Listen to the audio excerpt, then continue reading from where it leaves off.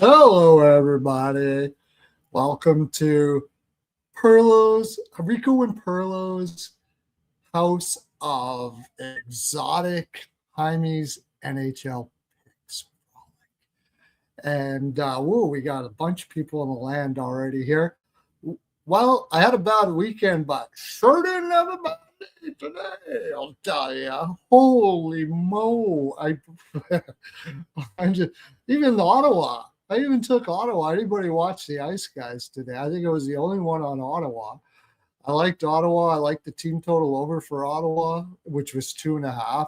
Got it. Uh, yeah, and it was weird because I had no goals first five and under 6.5, but I still had. I was dialed in today. Dialed in. Predators team total over. Boom. Predators money line. Boom. So far, I can't see St. Louis coming back. Shouldn't say that too soon because that happens sometimes. Florida, boom. Florida team total over. Best bet on the show. Boom. Anaheim, boom. Anaheim team total over. Boom. Just smoke over in the Florida Tampa Bay game. Hit that. I got the over in the. You know what? The Predators aren't shooting anymore. I had a cheeky little Hofer over saves. Did he even come back for the? I don't even think it doesn't look like anybody's trying there anymore. You're probably not going to get it. They're taking it easy on him now. Yeah, it was worth the shot, but it didn't. Doesn't look like it's going to work out. Forsberg over shots. Got it. I just hit it. Yeah, like everything today. Did they bring him out for the third, or is Bennington in? Okay.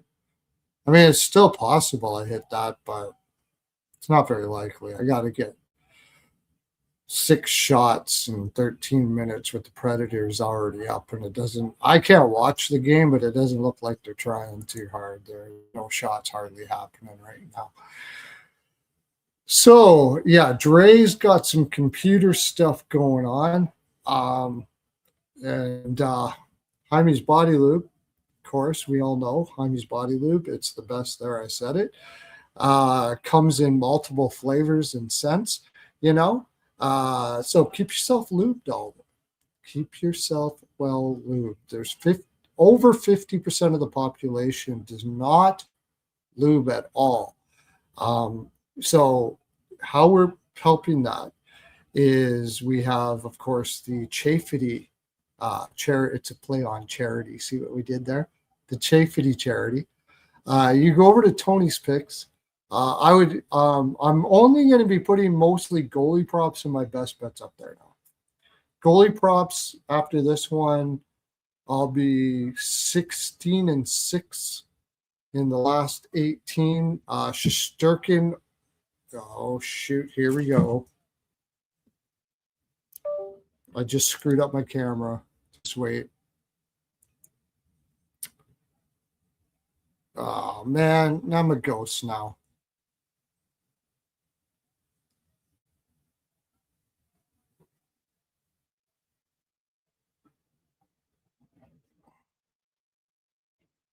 I hope I can fix this here, but I don't think I can. I might have to go into my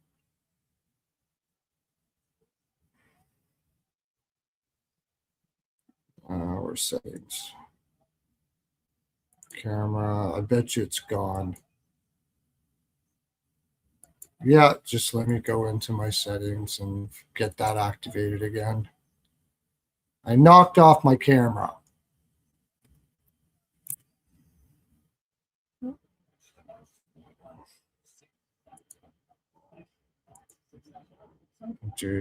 Settings.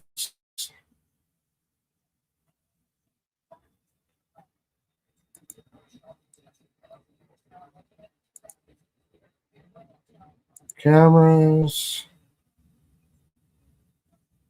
HDB Pro Cam. There we go. That should be put it back in there again. Last time I did that, it worked.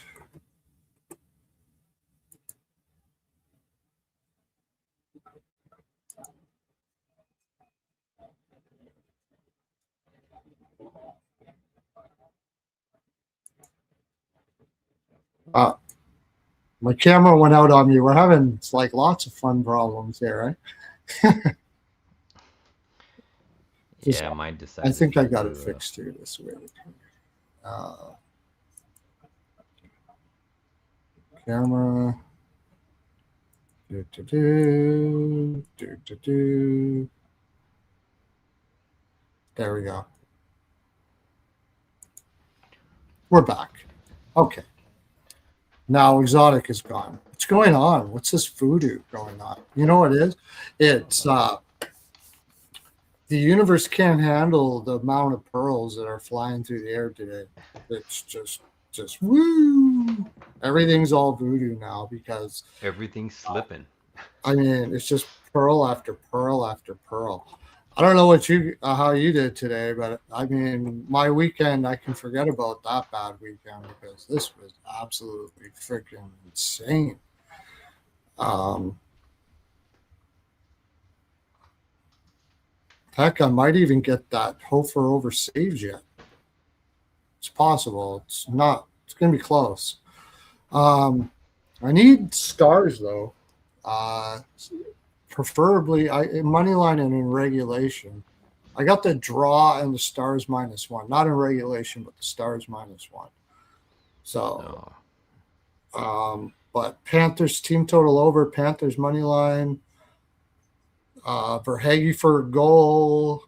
Lundell for a goal. Just everything, man. Shots, Morrissey over shots was a big one for me.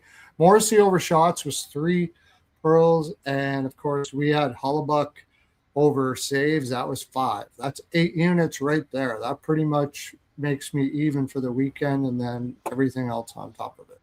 Lacombe for a goal. Lacombe over shots. Um, just craziness, craziness. Oh, and I got LA Kings team total under too. I mentioned that on the show. So I mean, that nice. don't have that yet, but the Blues scored. That means the Preds may that I don't mind that because we had the over in that game, and that means the Predators might be enticed to shoot a little more now that they're catching up there. Hmm. Dvorsky with 2 goals. Good for him. Good for him, my friend. All right, so how did you do, my buddy? I only had three official plays, and I had Lightning or not Lightning. Uh, Let me see. Let me pull up my channel. I had Panthers money line. I had Hellebuck over 22 and a half saves, and then I had Jets. Those were my three official plays, and then Oh shoot, I you took the Jets. yeah, I ended We up taking the talked about it Jets. last night, man. It was in Ottawa. Ottawa. I Yeah. had Ottawa. Well, I had said that if I was only going to take Ottawa, I was only going to take them first period, but I wasn't going to take them full game, and I was leaning more Jets full game. Mm. So I ended up going with Jets, and then I personally just bet Shesterkin a half a unit myself on his saves, and that was it. So I went 2-1 on official plays. That's not bad. Yeah. Did you have more plays that were like in your pocket though? No, I mean, so I loved um Predators money line. I said it last night too. I just couldn't get there. Um, Oh yeah. and that was it. I didn't end up taking Hofer saves. Um, I leaned Ducks. I wanted to take Ducks. I ended up not taking Ducks. Um, and then Dallas. I was leaning Dallas. I was thinking about doing that under, no goals first five under 6.5, and ended up not taking that. I was also gonna do Dallas money line and under 6.5 or 5.5, and didn't end up doing that either. So, but it's okay. It's a 2-1 day. I probably made zero point 0.7 or zero point 0.8 units with the Yeah. Not juice. a bad day. Not a bad day. I Awesome. had no goals first 5 and the under 6.5, and then uh, the Dallas LA game talked about that last night. So yeah, I'm just did. I had a great day. Had a great day. Feels good when you have a shitty weekend like I had. to come back on a Monday and just get it all back. So we got 10 games for tomorrow. People are probably confused because they're not normally on at this time, but just a little housekeeping here. Rico, he's starting up a new division of Hrmes in Mexico right now, so he's going to be there for about 4 or 5 days. We've been wanting to get out of Mexico because they're very chafe. Did you know that? Very chafe over there in Mexico. Yeah, it's sad. It's really sad to watch. So we could use some more funding for that. So donate to the Chafety. Steve Duncan is my stage name over at Tony's Picks. Just search Tony's Picks, look for Steve Duncan. And I'm basically going to stick to like goalie props and like my best bets on there. Maybe when I get like a really good shot prop like I did today with Morrissey over 1.5 shots, you'll get those as well. But I'm hitting really well on that, and that's fine. But it's all for charity anyways, right? And if you don't hit, you don't pay. So that works out really well for me. But yeah, so we're starting a new division over there. We're thinking of a name for it. I'm not sure what it's going to be. But okay, so let me do...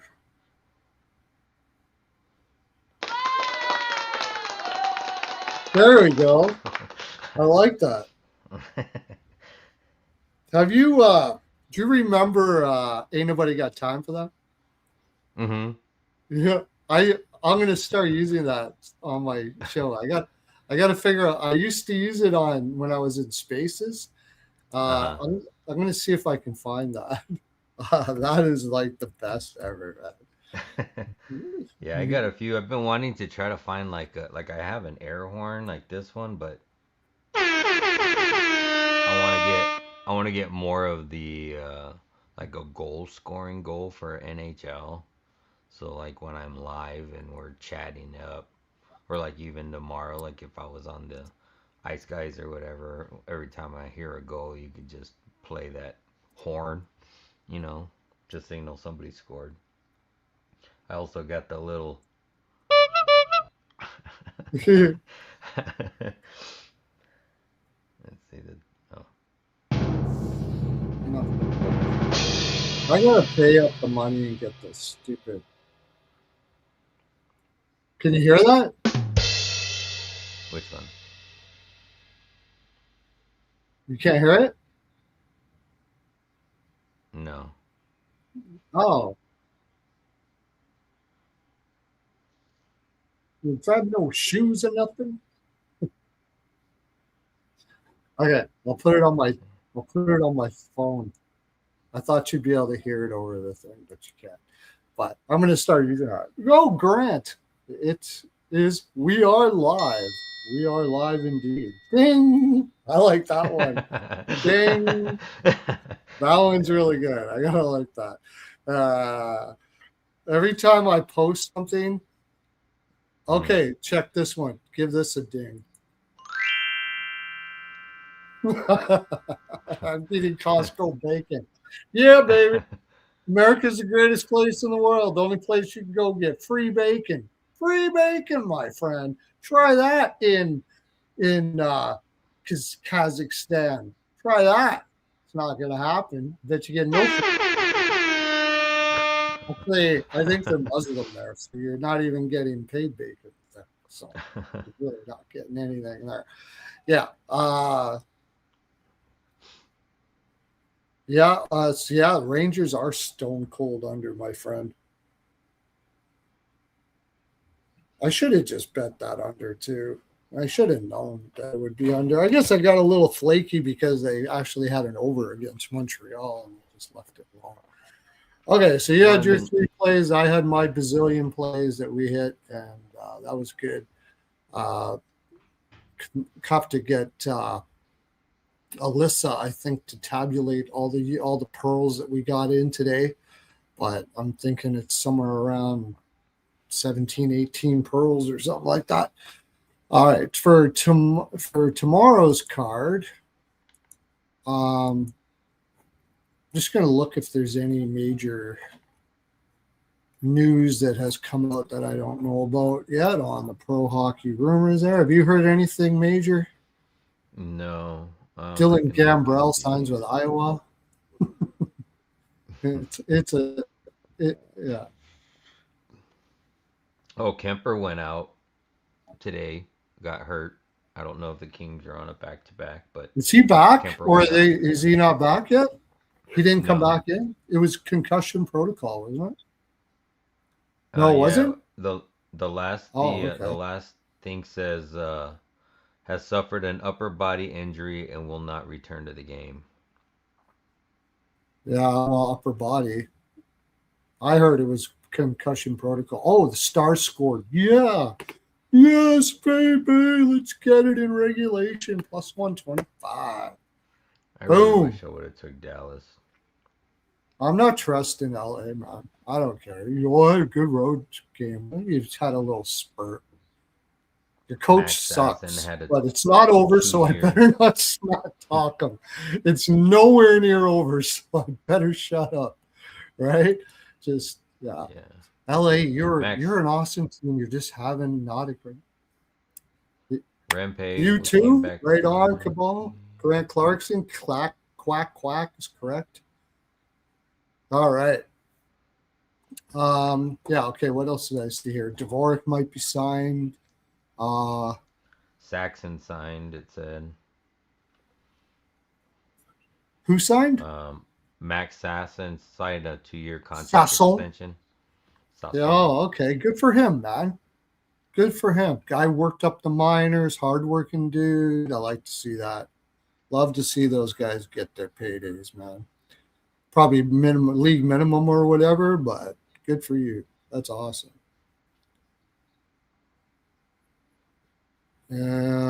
Signed Max Sasson. Yeah. What did they sign him to? 1 million. Hey, one sheet. Not bad for a guy who was just playing like in the minors. Good for you. 2 years, 1 million. Get a little. That's awesome, man. Good for you, buddy. Latest on Letang. Letang might be moving. Capo Caco missed practice today due to illness. So did Vince Dunn. That means illness is running through the Seattle Kraken team. Yeah, they were. That's why I took Buffalo yesterday. That helped me out a little bit. I put a little bit on Buffalo. They're having Michael Backlund wasn't at practice today. Aiden Hill and William Carlson are still remain week to week.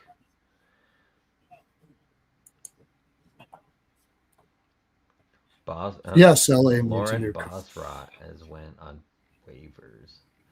I didn't even know he was still playing. Jim Hiller, yeah. Jim Hiller. Will Smith But has been placed on the IR. yeah, he's out, and so is Khrushchev. Khrushchev. Yeah. And they called up 2 people from the AHL. It's going to be rough for the Sharks.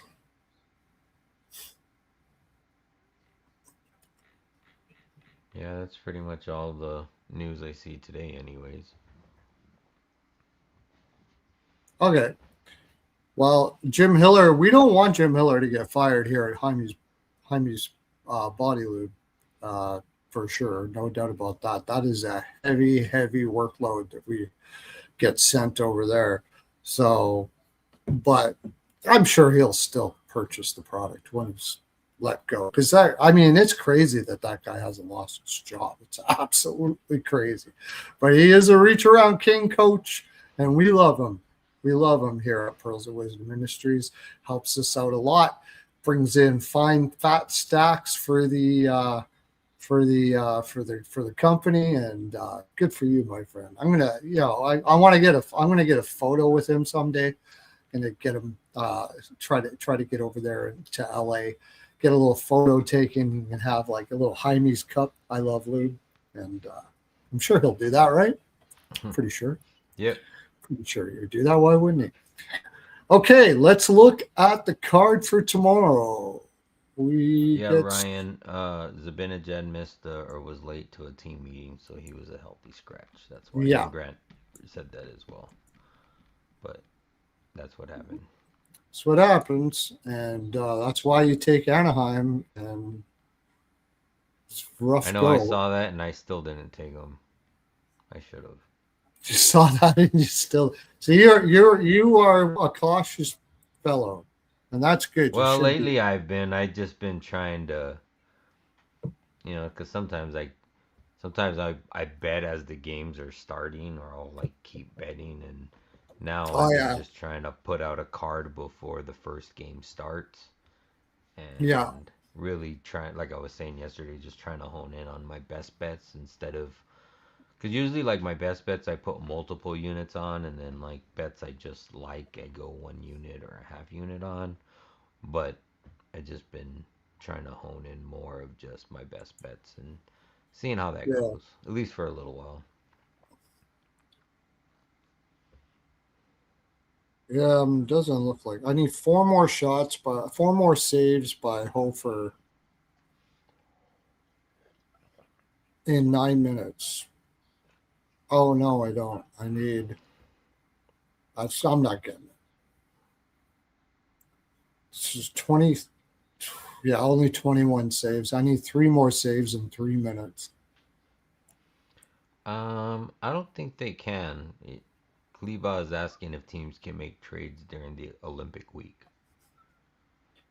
I know they did for the Four Nations, but I doubt it for the Olympics because they don't want anything. Yeah, to They're not going sway to want players' anything thoughts. taking the shine off of that. Yeah. So, yeah. Okay, let's get to the card. Good segue there, Keeb. Starting off, we go with the Chicago Blackhawks and the Toronto Maple Leafs, the Bedardless Chicago Blackhawks and Toronto Maple Leafs. No wonder it's minus 238. Yeah, I was gonna say, Uh, what's the odds on that? Stupid. Minus 238 for Toronto, plus 195 for Chicago. Toronto coming off the loss to a big spanking from Edmonton, too. It's just all doesn't add up well for Chicago. The more we think, Is it well, hold on, let me look at goalies because it could add up to shots on goal for Knight and yes, it Soderblom. could for Spencer Knight. The only thing is Toronto's not a high volume shooting team. That's the thing. Yeah. Depends on what the number is they You don't know what? shoot at high volume. I I could see lost them on doing so tomorrow, though. Oh yeah, I had Dallas puck line second period too. By the way, did I get that? No, I didn't. Did I?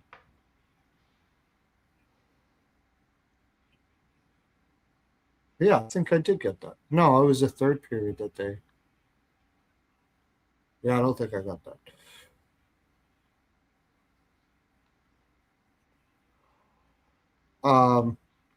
Okay, let me bring it up here. Getting distracted by this game. So Chicago, they played November. It's even a revenge game. They played in November, and Chicago beat them in Chicago oh 3-2. yeah. uh, You got you got Toronto coming off of back-to-back losses as well. yeah, one of them being to San Jose, and then they got their ass kicked by Edmonton. Last game of a 5-game homestand where they went 1-3. It's kind of hard to find a Chicago spot, Chicago Yeah, player. it's like They're they going to should play set it up like that. Washington. It's not even really that much of a look ahead. They're going to like Washington, different division, then Nashville, different conference, and Dallas, different conference, and Chicago's on a 2-game losing streak as well. And they're going to Montreal after this and then to Ottawa. I mean, they're going to be up for this game, but I don't do this very often, but I think a puck line is in order here for Toronto, I think. Plus 114. I don't even think that's bad.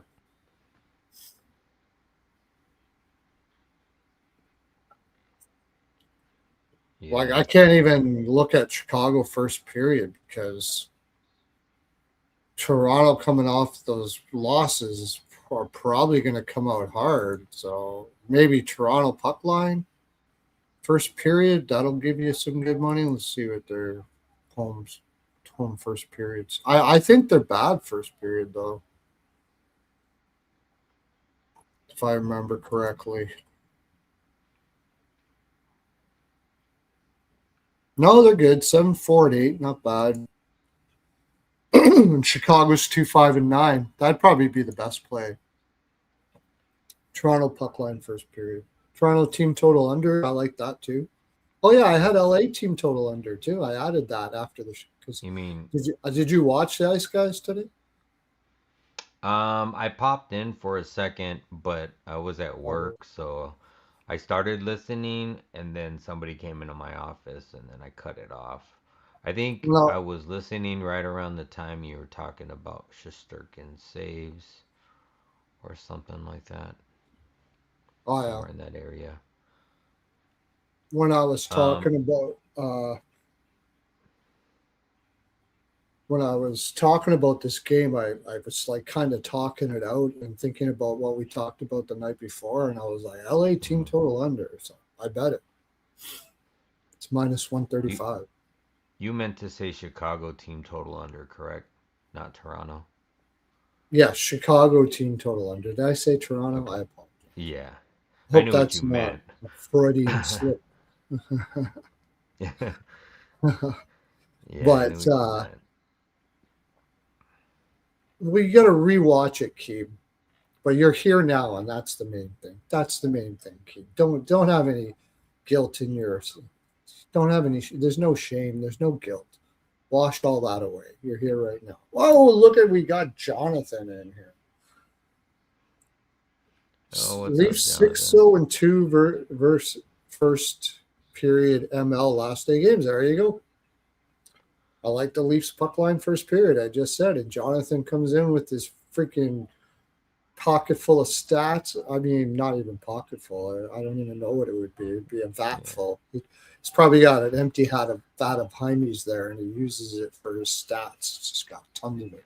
Crystal Craig is down in the land. Thank you very much, my friend. Thanks for coming in, Crystal. It's wonderful to see you. Yeah, I like I the like Leafs puck line first period. And what do you like? I think I like Leafs I'm sorry, Chicago team total under, like you said. I mean they haven't scored more than 2 goals in their last one, two, three, 4 games, 5 games. 5 games and four of those games were with Bedard. Um yeah, in Toronto you got it's gonna be probably Spencer Knight and Dennis Hildeby. Hildeby's been decent. I know he just gave up 6 to Edmonton, but um, he's had a pretty good, decent season, and he's only given up more than 3 goals a couple times. So Blackhawks team total under 2.5.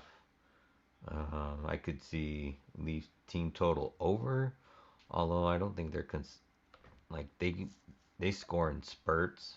Sometimes they go on blank runs and only put up 2 goals, and then like that run back on December 4th, they had 5 goals, 4 goals, 7 goals. I don't trust their offense. I just rather trust Chicago's team total to go under. Maybe Spencer Knight saves. I know Toronto hasn't really been putting up a whole lot, Oh yeah, I was going to but look at Spencer Knight saves. What is Toronto? But see, the thing about Spencer Knight saves, if I'm just afraid that Toronto gets up early and they just yeah, start to shut it down. I agree. That's the thing I don't like about it. But I'd have to see the number. That being said, Chicago will be up for this game. Like it's Toronto, so I mean I don't Hey, think this is Crystal. going to be an easy game for Toronto. They're Yeah. going to have to play hard. If they're playing down to their competition at all, Chicago could give them some problems here for sure. But I think coming off of 2 losses here, they got to give her pretty good.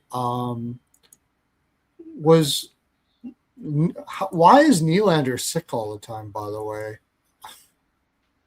I I don't know, man. That he's dude been is sick like very hard to several read. times. He's back in the lineup. He's going to be back in the lineup. Uh, Against Toronto. So yeah, McCabe is Mattia. back. What? Oh, I just said Matthias Maccelli is day to day because he's been out, right? Well, yeah, he's been day to day since the season started. I mean, it's not very The good. projected return is tomorrow. Henry Thrun is playing on there. Hildeby has been he got lit up again. That's a little worrisome too. Uh, He I got lit mean, up, but this it is a was also guy who hasn't Edmonton. played a lot. Yeah, I mean, I know it's. I mean, Edmonton can put up 8 or put up 0. So it's like, which day are you right gonna now I'm catch? sitting on the Toronto puck line first period at first, and uh, then I Yep. think I'll have to think about this a little more. I don't mind that Chicago team total under, but like I said, they're going to be giving her tomorrow. It's not going to be like Yeah. it's not like they're going to be. And Hildeby has been lit up a little bit now. So where's his confidence at? I mean, he still has a good save percentage, and maybe he bounces back and he's really good, and we get that team Yeah. total under. I was just looking at his losses and seeing how he did in the next game and who the.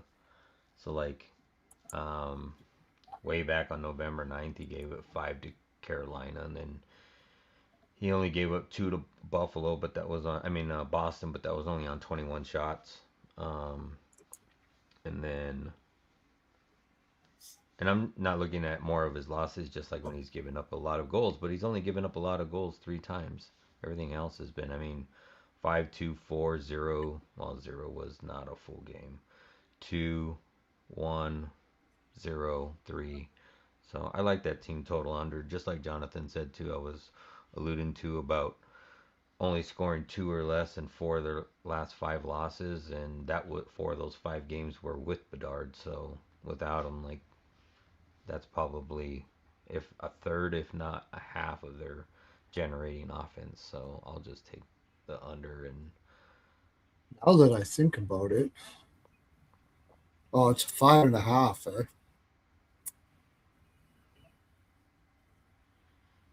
it's 5.5. So it's probably going to be 2.5 and 3.5. I wouldn't mind going no goals first 5, but I think Toronto could be coming out pretty hard here. Maybe Chicago too. I'm not sure. I like that play for this one. I could see possibly somebody scoring there. One of them scoring early in this one. Um,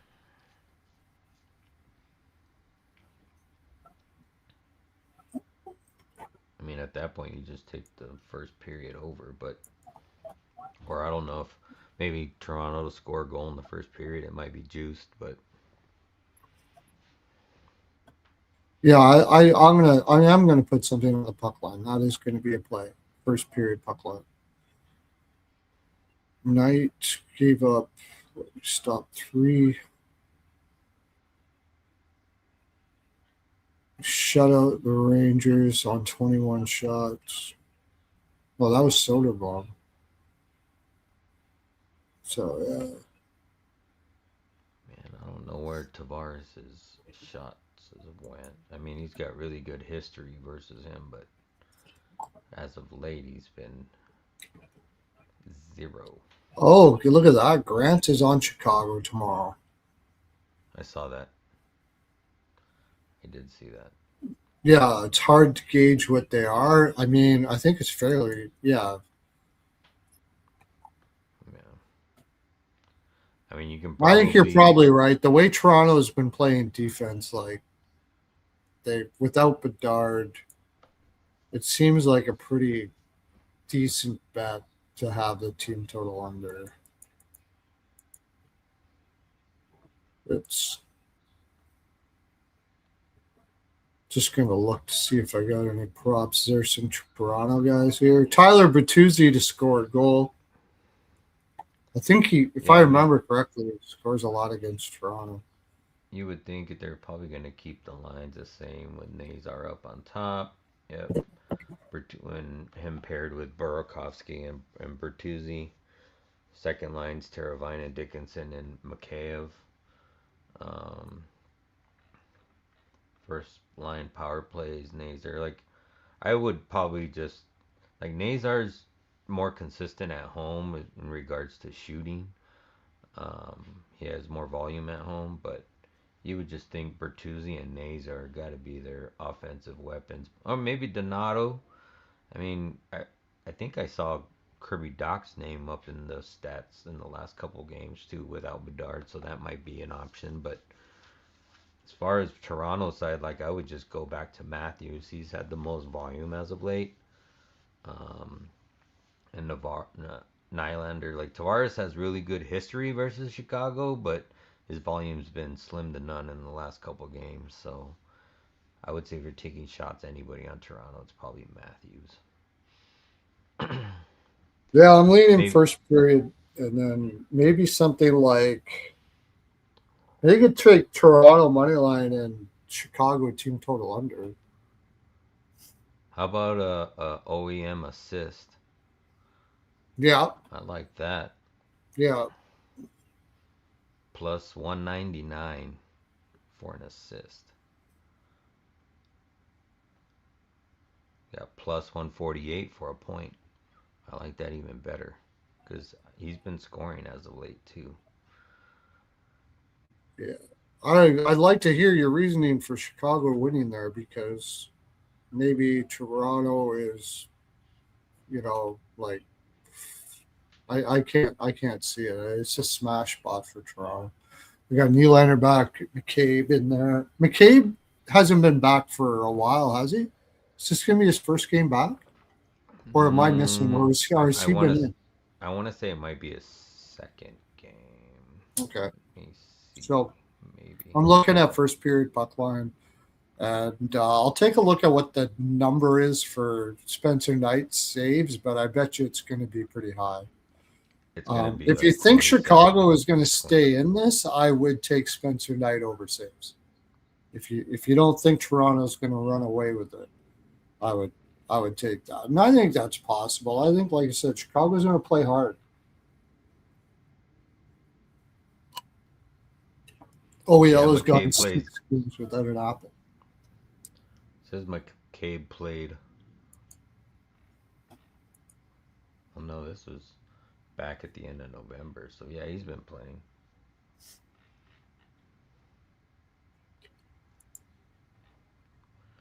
But, yeah, I think that's about all I got in there. Like I said, OEM. Yeah. I like OEM point. I really like that.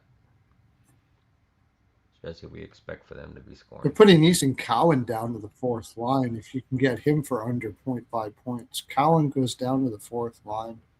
Bobby McMahon, when he's up on the second line, he shoots quite a bit. That wouldn't be a bad shot prop. And Chicago allows a lot of shots.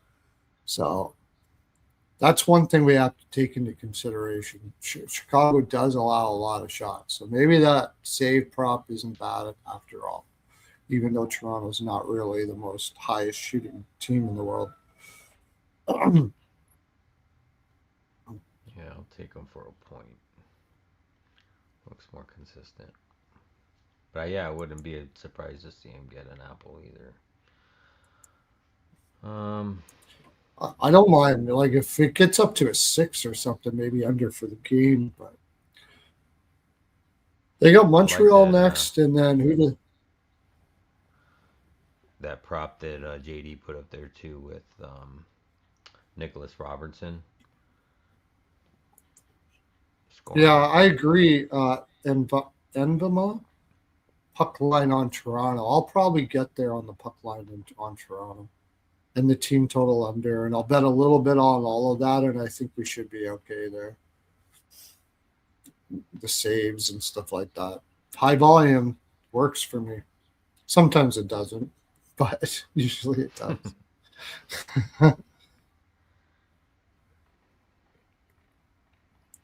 Okay, Grant, Chicago money line. I don't know. That would be pretty. I'll tell you what. If Toronto loses that game tomorrow, it's going to be hell to pay after losing to Edmonton and losing to San Jose, and then you lose to Chicago, and everything was supposed to be changing. Yeah, I honestly, it's my personal opinion. We'll go on to the next game. I think all these like sick days for Nylander is Nylander's way of saying I don't want to play this type of hockey for Ruby. I like floating around the red line and scoring goals. That's what I do. That's the way I play. And if you're not going to let me do it, I'm sick every fifth game.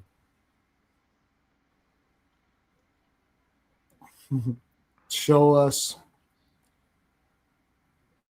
Oh, and Grant's putting up all the fine comments today. All right, let's go to the next game. I haven't looked at any of these games.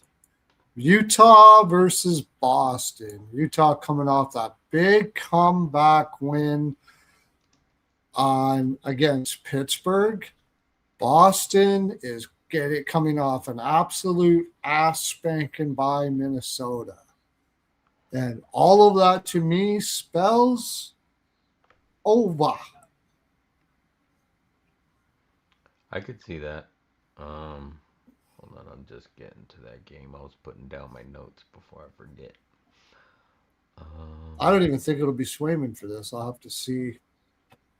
Yeah, that's what I was thinking. I was like, I wonder who's gonna be in net. I could definitely see. No, it says Karel Vejmelka and Jeremy Swayman. Let's see the other sites. Swayman Vejmelka. Goalie post. What are you gonna tell me? Tomorrow. Ooh, one of goalie post says Vanacek and Swayman. Let me look at the rotation. It's a 6 right now. You can get 6s out there. I get on it. I don't see much defense being played here. Yeah, if it's Vanacek, I definitely love that for sure. I mean, I still like it regardless, but Vanacek and Swayman, did you say? yeah. All three show Swayman, 2 show Vejmelka, and the other one shows Vanacek. Okay, well, let me take a look at that. Let me get my daily face-off up here because I can't get it on my computer, of course, because they have ads. I don't even know how they run their. They have so many ads. I don't even know how they run their site. To tell you the honest truth, I don't blame them. You got to make a living, but it makes it Utah coming in fat. Actually, when you have a team that does a comeback like that, you want to bet them the next game too. On the other side of it, the team that gets spanked like that, you don't want to bet them the next game. That's why I had Utah on Sunday over. The only thing I had a -1 because it was -145. I should have put some on the money line too, but so it ended up being a push. The thing here is what do we do with the Minnesota spanking with Boston? Does this mean, like, personally, I think we're starting to see the sign of regression in Boston. That's what's happening here. They're coming down to what they actually are, which is, on paper, is not a very good team. They've been playing their balls off like crazy, and I just think they're starting to tire. That's what I personally think. I think you're going to see Geeky's goal totals go down now for a while. I wouldn't be betting Geeky goals. Yeah, JD says that they usually start veggie on the front end of a back-to-back, which I agree. But I would be also worried that it might be VTech because looking back at all the games, like I know last year Veggie was doing like a 8, 10, 10 run game, but this year he hasn't played more than 4 games in a row, and he's already played 4. So I mean, I could see him playing the fifth game front end of a back to back, but that's probably why Goalie Post has VTech in there because Vejmelka's played a lot of 4 games straight, like back to back games, 4 games in a row, but not 5. So it could be though, just being Could that be it's the front end Vanacek. of a back to back. Could be. Just saying, just keep your eye out for that tomorrow if I you're gonna like. bet I anything mean, today. Utah's got Detroit right after this. So Vamelka hasn't played 5, but last year he played like 21 in a row. Remember that? Yeah, that's what I was saying. Like last year it was nothing, but Yeah. here this year, like it looks like they're actually trying to give him at least every 4 games rest. He's had some 3 game skids, like where he's went 3 games, even 2 games, but most of them are none of them have been longer than 4. But I could I see the don't swing think they're against going to him. give him, if they want to give him rest, I don't think they're going to give him the tired team in Detroit. I think they're going to play him here and play Vanacek in Detroit. All right. As far as let me look at the sides and totals. I got hung up on trying to figure out who was going to be in net. It is a 6, so immediately I'm leaning to the over here. I haven't looked at like series history Series doesn't really history is mean way much. under, but it's way under. Series history's been straight under, yeah. I mean, in the But last 3 as them being mammoth. Like I'd have to go back and look at Yotes, but it's been 3-2, 1-0, 2-1. That was last year. that was Updated last year. numbers. Yep. Kind of different teams than last year. I mean, I don't mind a draw here again because I'm pretty sure Utah would be happy with the draw going to Detroit after getting the win in Pittsburgh. It's not a bad road trip. Uh, so and Boston's got a big game coming up. They got McDavid Edmonton. coming into town. Although they get a day, well, they get a day off of rest. They get a day off, yeah, but it's still kind of a look ahead. The thing is Boston's not the type of team to really do that. Like they really play for what's right in front of them. So I'm Yeah. not really going to be too concerned about that. Utah is this their second game on the road too, right? This is their second game of a 3 game road trip. Um, yeah, if I'm Boston, I'm not look. I mean, I am kind of looking ahead, but I'm more so like let's get our shit straight before we gotta play Edmonton. Yeah, well, Kind of that's what you look wanted. ahead. Yeah, I mean, that's what you Yeah, say, but it's kind of hard sometimes to get. It's like a subconscious thing. You got McDavid and everybody coming to town. Everybody's gonna be like a lot, and then you got Utah. It's really hard to get up psychologically for a game against Utah. But if there is a team that can do it, it's Boston. My biggest thing with this is this that game against Minnesota was a Boston spot, and they shit the bed like really bad. Uh, I I agree, JD, with Carconi over shots. That boy's been Carconi sweet. over shots. Yeah, I was going to mention that. Thanks, JD. I wish I would have bet that over the weekend. He I has had been him in shooting. a parlay. He's been doing really good. Boston, I mean, I know you said they've been coming down to earth a little bit, but they've won, 4 of the last 5, five Yeah, of the last 7, and they've all of those wins have been, more than a 1 goal game. They've been putting up they've four, been. five, It's been four, all over. five, six, I I, two. I Yeah, still think this is an over. These are two over teams. I think yeah, Corpusalo's in here. I think Corpusalo's in here. So I like the over. Uh, so you're right. It was a 4 game winning streak. I think you're going to see regression, and I think it starts right about now. And I like to fade a team after a winning streak, like I've said before. And it's the first game back off of a Western road trip, too. And they've only had one day off. And it was a good Western road trip, sort of, 2-1. So I kind of like Utah here. And if it's Corpusalo, I kind of like Utah team total over. I think they got their mojo going. What sucks is no Cooley. Um, Might be maybe a better prop game if you really think that this is going to be an over. So you got Gunter goal. He's been flying. Yeah. He got us a goal again. Barrett Hayton was going over shots, didn't get one in Pittsburgh. But I'd go back to it again because you're getting at a good price, and he was going over. I'd probably go back to that again. Paterka has been hot. Paterka had like 9 shots against Utah. Nick Schmaltz, that Keller line. Yeah, I like Carconi, at least in a parlay for sure, because it's juiced minus 150. Um, I mean, Geekies went from shooting a lot to, I mean, I think he had 2 attempts, 4 attempts, 1 attempt, but he hasn't covered over 1.5 shots in 3 straight games. Yeah. Um, where is Schmaltz? Schmaltz had 8 shots last game on 13 attempts.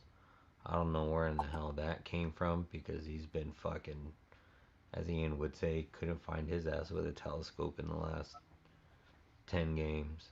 Um, Caller's been a little quiet as well. But yeah, I really don't see any.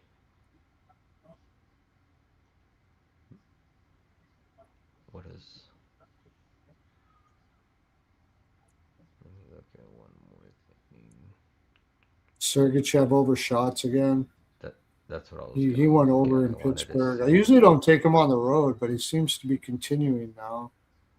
I wanted to see how many And, reshots they allow for defensemen. So they're and twenty you first might in get the a league. low price. You might get a low price on Vamelka over saves. You might get like 22. No, you won't because he's at home. But you could Yeah. with Corpusal. I don't know if you want to do that. Pasta's been pretty consistent at getting over 3.5 shots versus Utah. I know, defensively they've been a lot better, and they're the number one shot suppression team in the NHL. But he did have 5 shots again against him earlier and against them earlier this season, back in early or late October. So, and he's covered that number. I mean, the line's only 3.5, and he's covered. I mean, in his last 7 games, he's had 5, 9, 6, 6, 2, 5, Uh, and 5. I'll play that for sure. So, um, and that's plus 130. So I It's could not a bad definitely pick. see that. It does shoot more at home as well. So that's probably a good one. But Mm. yeah, I mean, if you think you're gonna see a lot of goals in this one, then just take some props for like Keller, Pasta. Um, Zaka's been pretty active.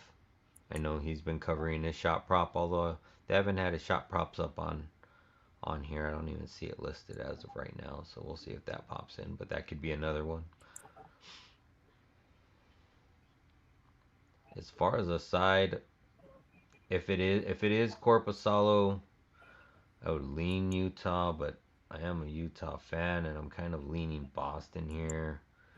I just think if it's Swayman, like it's only happened 2 or 3 times this season where Swayman had a single game and then Corpusalo came back in. Most of them have been back-to-back games for Swayman and then Corpusalo back-to-back games for Swayman and Corpusalo. So I just wait to see who's going to be in net because I think if it's Vitek and Corpusalo, that's way over. If it's Yeah. Swayman and um, Vejmelka, like I could still see an over, but it's going to be a more tight over, in my opinion. Well, I've had a chance to look at it. I like the first period over. They're both strong. Boston at home is 10-6 and 6. Sorry, Boston at home is 10-6 and 0, and Utah is 11-9 and 0. But I think coming off that Pittsburgh win, I've seen it over and over and over again. When you see a comeback win like that, the next game they fly. They're confident. They're feeling good about themselves. I like them first period. I like Utah first period puck line and money line because Boston's coming back off of a trip. They're kind of on a downer on that. They got slammed in the last game. So I like Utah first period. I like the over first period. I'm strongly considering Utah over 1.5 goals first period. And if I'm going to do that, I would take Utah team total over. The problem is with Swayman in net, it's a little tough, but I don't think it's going to be. I really don't. This is Corpusalo here. I bet it now because as soon as Corpusalo goes in, you're not going to be able to get it. What are you getting on the team total over? I really like Utah here. I do. I like Yeah, it Utah. looks like JD put those numbers in there for Pasta as well, and it looks like Paterka's had 12 shots in the last 2 games. Yeah. So Yeah. that's also a good 3. one. I like 3. Team total over 3.5 split for Utah. I like the over in the game. I like Utah puck line first period. Maybe a little lesser on full game. Boston wakes up. They play hard at home. It's not like they're going to just fall down and die. Gunther for a goal. He's been going over that quite a bit. Hayton over shots. Sergachev over shots. Maybe. Shots are different because if they're up 2-0, you're going to have to rely on Boston to come back and make it a game. But I think Utah crushes here. I really do.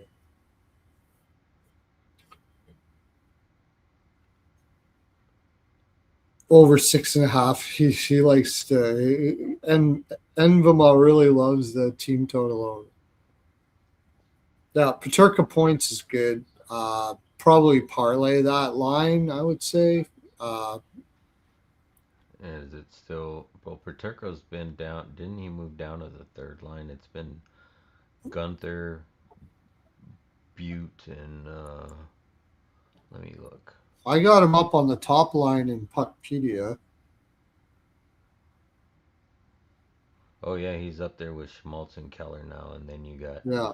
Gunther, Hayter. Oh, so they moved Danielle Butte down to the third line, which actually kind of makes me like that line a little more with Butte, McBain, and Yeah. Carconi. Because they're Like playing McBain against likes lower to stir the competition. fucking pot all the time. Between Yeah. between him and Liam O'Brien, like they're like the dirt bags of the dirt bags of the Mammoth. Like they really like stirring the pot a lot and get really. They Yeah. draw a lot of penalties. They do a good job of it, in my opinion. I think Utah's got his mojo going. The only thing I'm a little concerned about is they got Detroit the next day. But uh, and subconsciously, there's always that little aspect of we got 2 games to play in a row. So, trying to balance out. But I just think coming off that Pittsburgh win, at the very least, the puck line first period, money line first period, and all the props that I said. So, you got your notes. You can say at the end exactly what you got, or are you Yeah, cool with I'm it? I'm I'm typing them out right now. All right. Okay, let's go to the next one here. Detroit Red Wings coming off that road trip uh, versus the New York Islanders. First things first in this, you can get a 5.5 right now. I'd probably look at the over, except Sorokin's going to be in that. I suppose they're going to play Gibson tomorrow against Utah, I would think. more reason why I think that you'll see the Melka in for the first game. But Islanders are on first game of a road trip, right? Yep, first game. Or no, for yeah, no, only game of road trip. This is one of those one-offs Island games. Okay, it's an island game. where they just go out for one and then come right back home. Or wait, no, yeah, one and then come right back home to Vancouver. Sorry about that. Um, they just beat Tampa Bay 3-2 in a shootout. Playing Detroit on the road, and then wow, they get 4 days off before they go play Vancouver. 3 days off before they go play Vancouver. It's 2 just days a off. it's a Sorry. bad spot for Detroit coming in fat off of a Western road trip. I believe they only got 1 day off.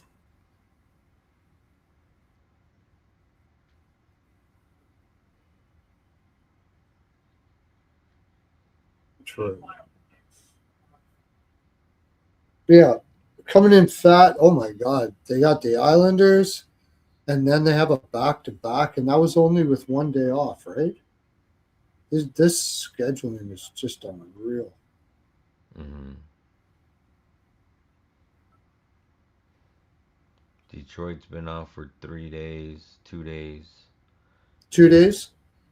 Yeah, 2 days. They played the 13th, so they're off yesterday and today.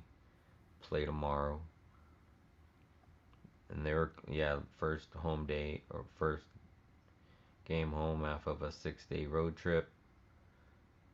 They have 2 games at home and then go play Washington on a home and away back to back later this week.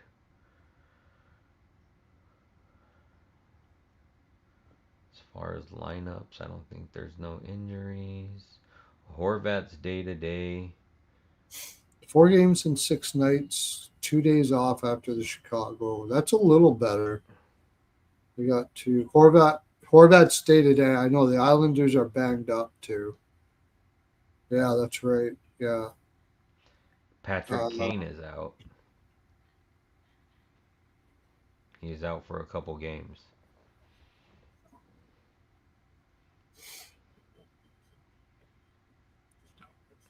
Geez, I was on the over, but I don't know. This might be a sneaky under here. It's also a revenge game for Detroit. They got their asses handed to them 5-0 about 3 weeks ago from Detroit at in their own barn. And the Islanders are coming in fat off that Tampa Bay win. Yeah, I mean, but they also beat Anaheim. Like I thought they would be coming in fat off of beating Anaheim, and they beat Tampa Bay. They beat Vegas before that, and then they beat Tampa Bay on back-to-back revenge games. Um, and they beat Colorado. Yeah, I know that was crazy. That's the reason why I was heavily on. One of the reasons why I was heavily on Florida today. Excuse me, I'm gonna eat my, something. Forgot to have You're something, good. but that's why I was heavily on Florida today because that is just a confidence killer to lose to a team 3 times like that for Tampa. But Yeah. I'm actually leaning Detroit here, but I think I like the draw better than anything. Yeah, I just like the Isles at plus money. I mean, I understand. But then you also don't have Kane. If Horvat's going to be in the lineup, Sorokin, and it shows Sorokin and Gibson.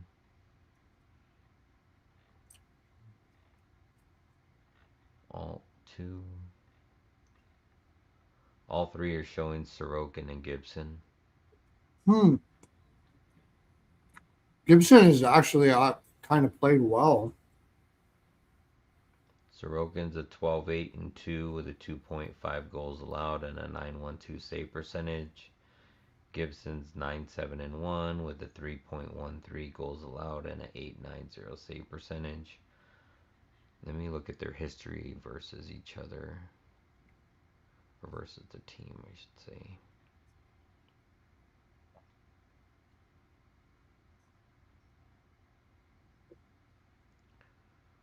Goalie versus team. Goalie versus team. When's the last time they played Rittich?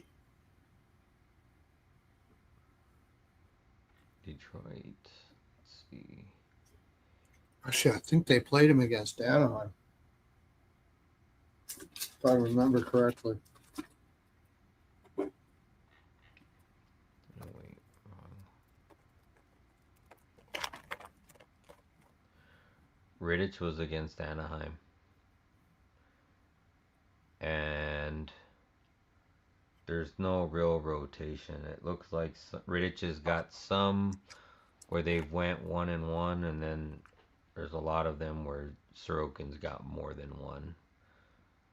Sorokin played last against Tampa Bay, and then it was Rittich against Anaheim, Sorokin against Vegas, and Rittich against Florida, and then Sorokin played 4 games in a row previously to that. So I mean, it could be Rittich. I would definitely, if you're on Isles, I definitely would wait to see if Sorokin's in next. They sure as hell don't like it with Rittich. That John Leonard dude that they brought up to take Kane's spot has 19 goals in 20 games in the AHL. He used to play for Anaheim. Kind of bounced around the league, played early in the year and hasn't played for a while. But he's just crushing down the minors. He'd be pretty good for a goal pop prop, I think. But this feels like a draw to me. Just so draw. So draw. JD says Malinsky special Wings return home after a 6-10 road trip. Isles first goal, first period, first goal, full game. Wings are 4-6 as a home favorite and 5-1 as a home dog.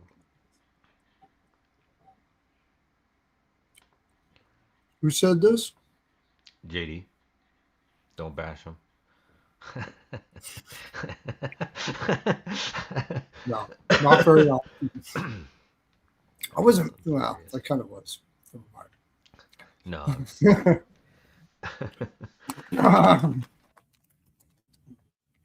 So Malinsky special, I forgot what that was again. Where is that? You want to take the Islanders' first goal, first period. I think that's Yeah. First goal, I mean, first JD, period. I'm leaning Isles, but Perlo's leaning Detroit. He said, "Come on, take a shot." I don't mind the Isles. Are they the dog though? Yeah, Isles are the dog. They're plus money, just barely. Plus 105. So plus it's kind of a 110. pick 'em. Yeah. I The do only like thing that. that would. I do like that Islanders first period. I will give that. I like that. Yeah. I would only take them if Sorokin's confirmed. I don't care who's in on the other side. If it's somebody else, fine. But I like Isles. Yeah, I mean the Islanders don't play down to their competition too much. They beat the teams they're supposed to beat quite a bit. That's why they're here in the position that they're in. And they have played really well on the road. If they're the dog, I may have to go with that here, yeah. I think the reason why I thought Detroit was because, I mean, this is a 6th spot. Who had this spot? Boston had this spot. And Detroit lost to Boston in that spot. Remember, that's what it was. But that was Boston was on a back-to-back. Boston came back from a Western road trip, a shit-long Western road trip. They played the Islanders, actually, and went home, played the Islanders on the road, went home, played someone, I can't remember who it was, and then had a back-to-back 3 games in 4 nights, just like Detroit has, but it's not 3 games in 4 nights. So, but Detroit had a really good road trip, so they came back, and now you got to recreate that. Yeah, you're right. I like the Islanders. I like the Islanders. Yeah. Like Sorokin and I'm net, I not like gonna. the Islanders. Yeah, I'm not gonna bet him tonight. I definitely want to see Sorokin in net, but I'm definitely leaning Isles. I Um, think you're going to see Islanders. Then you're not going to get the same price. Islanders are going to be the yeah. favorite. Yeah, I was gonna say I could see the line flip overnight, but the question is do you want to take a shot not knowing Sorokin? And that's always the handout for the catch 22 with goalies. Like I really wish at some point in my lifetime hockey gets as popular as baseball Oh, because I absolutely. think because at some point you got to be able to bet with a certain goalie in net like you can with a pitcher in baseball. Like with a pitcher in baseball, you can make a money line bet and bet on the appointed two pitchers, but if the pitcher changes, it's an automatic cash out and you get your money back. Yeah, So I think, I mean, once it gets popular like that, I think that would be an option because then, I mean, it actually works against the books because then you're catching value on them and yeah, not real risk if you're going to avoid the bet if they're not going to be in net. But I would love to see that. yeah, I mean, they got to give us a bone sometimes, right? yeah. Well, the Malinsky special bet on a team coming off a long road trip. I agree with that, except for if it's a bad road trip. That makes it difficult. But if it's a good road trip and they're coming in fat and they're coming in high energy and then they got to break up, go see their families, come back, try to recreate that energy, I like the Islanders. I like the Islanders' first period in full game. That's made up my mind. Especially if Gibson's in. I know he's been playing well, but who's he been playing well against? Ben Popgun Canucks. That's what I call them now. Popgun Canucks. And was it Chicago? Chicago in a bad spot. I think they had Gibson in. There was after the Detroit. No, who was it? He shut out two teams. I think it was Chicago. I love that Heineman point there, JD. I like it by itself. I know you parlayed it with Barzell, which is I think is his line mate. So plus 438. I really like that, but I just like if you want to take it by itself, I really like that as well. Pajot for a Maybe point. He's up on the second Schaefer. one. Schaefer's been pretty Schaefer shots or whatever. Yeah, consistent as well. More so at home, but yeah. Just the more I think about it, this is like this Islanders team doesn't play down. This is a slam spot for the Islanders. I might even take him reverse puck line. that's a crazy stat there, JD. JD says Gibson is 0 and 10 on Tuesdays when there are 10 or more games on a night. That is Oh crazy. yeah, But you know what? Some of those weird trends just hold up like you wouldn't believe. Like the yeah. I think it was Shesterkin today. His he covers his saves like he's covered his saves every other game at home for the entire season. Like I don't know how that happens, but it happens. And it's just something to keep your eye on. But JD said it was total bullshit. Oh, okay. That's fine. That's hilarious. Do we have any Michigan boys on here? Michigan boys have a tendency to score. I don't think so.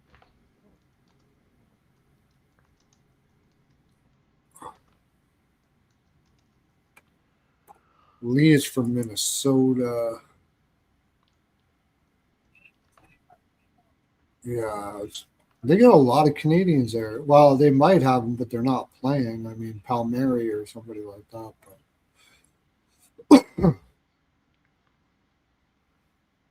Yeah, as far as shots and I mean I know Alex DeBrinket's too juiced at over 2.5 at minus 175, but Emmett Finney is at close to a playable price at minus 140.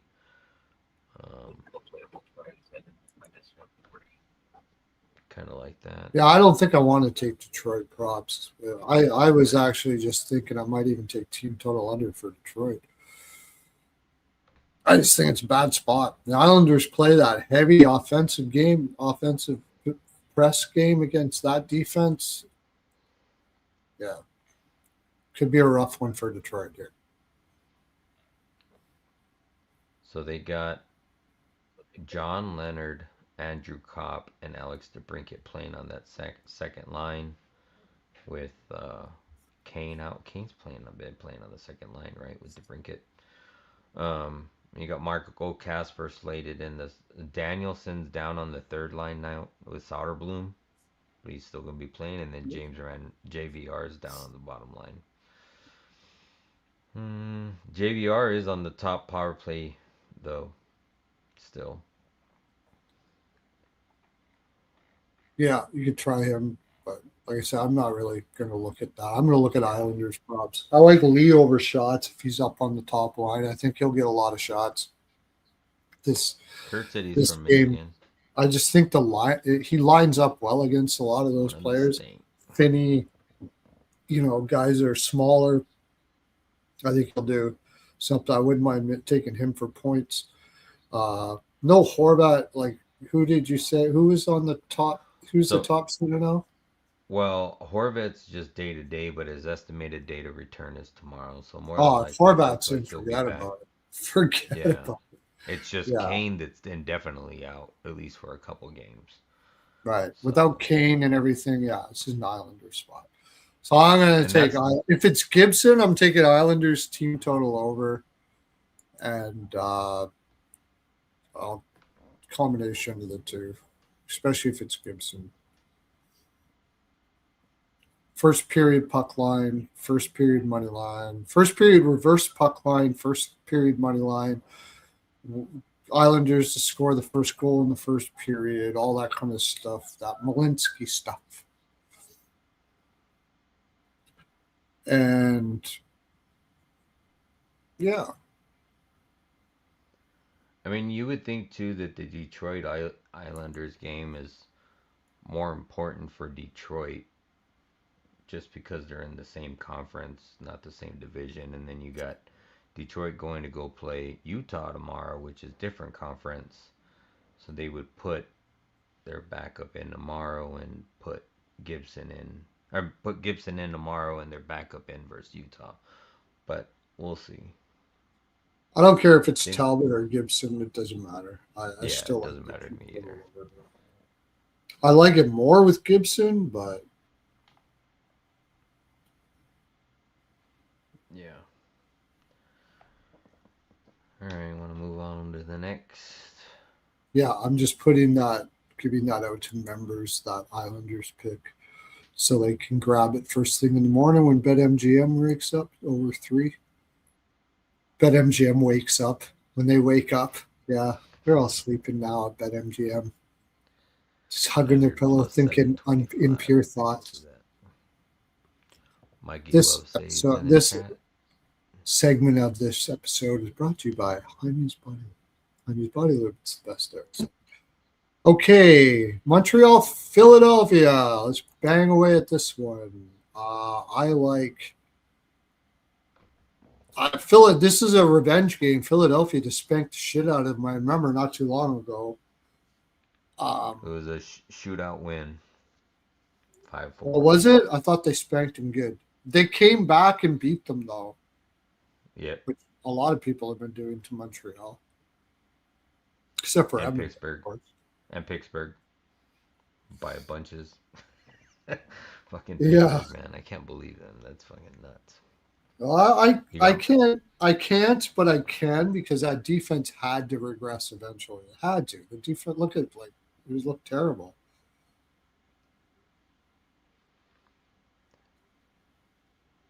man, I think I like Philly in this spot. So do I. Montreal. You got Montreal second game home of a 4 game stand. They just beat up on Edmonton 4-1. You got Philly coming in on 3 back to back losses, but they're all overtime shootout losses, Mm-hmm. and they were good teams. Vegas and Carolina on a back to back. Yep. You and they beat San Jose, which is a should beat game for them. Colorado, they barely lost to Colorado 3-2. I don't know if that was too late or how that game went, but they barely lost to Colorado. And then the only other loss was Pitt. They beat New Jersey, they beat the Isles, and they beat Florida. So it's like, I mean, is it going to be Vladar? I would Are guess you so. thinking? I would guess so too. Let's see. It's going to be the kid No. from Montreal. Oh man, don't tell me that. Well, so RotoWire is showing Vladar and Dobish. Goalie Post is showing Vladar and Dobish. But left wing lock is showing Arison and Montrable. So Well, let me look at the rotation. do you want to play? I mean, Vladar's a better goaltender. When's the last? They did play Harrison not to like in a weird spot. I think it was against Vegas. They played Harrison. Yeah, pretty So sure. yeah, Vladar played the back end of that back to back versus Carolina, and they played Arison And first, Harrison played the front part of the back to back. right? So And then it this is was this is Vladar against exactly Montreal. They might put Harrison against Buffalo when Buffalo's coming off that long Western road trip. I can see that, but I don't think they put him in here. Although Tocchet has did some funky shit with Harrison before. You never know, I guess. But I just yeah. think You know what? It's got Philadelphia to be plays a type of game that's going to be hard for Montreal. both of them get a day off after this as well, so it's not a back to back for either one of them. So I could see I could see them playing Vladar here, and then um, They got Montreal's got you know, Chicago and then Pittsburgh. yeah, and then Montreal's actually got a division game coming up after with Buffalo, or I'm sorry, it's on Pittsburgh. I mean, it's on Philly. Never mind. Had the wrong game pulled up there, but Montreal's yeah, I mean, coming in fat. yeah, Maybe Philadelphia first period.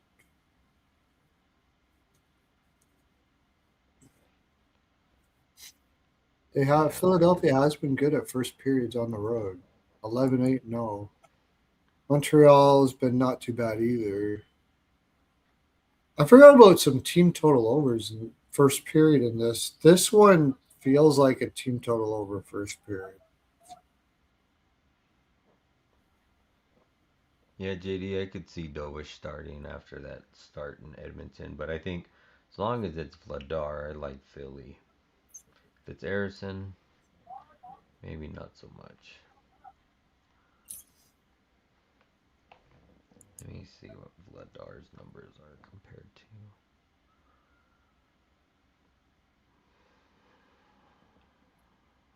Oops.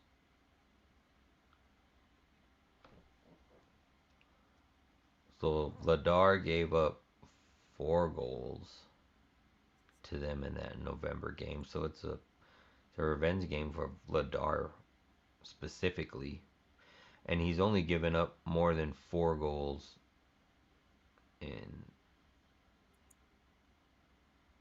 2 of the last 10 games. He's given up. I I mean, think in you his got to last go 10 with the. games, I think you got to go with the draw and dog here. But okay, sorry. yeah. No, I was just gonna say in his last 10, he's 5-2-3 with a 275 goals allowed and a 900 save percentage. On the other hand, Harrison, just to get some prevalence between the two. He is 5-3-2 with a 2.89 and an 8.65 save percentage. So definitely Vladar is better.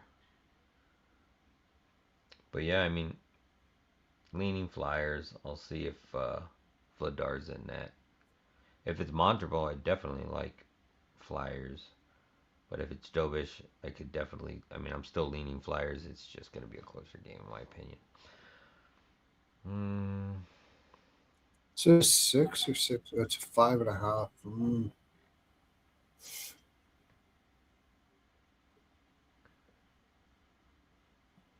Head to head, they're 6-4 to the over.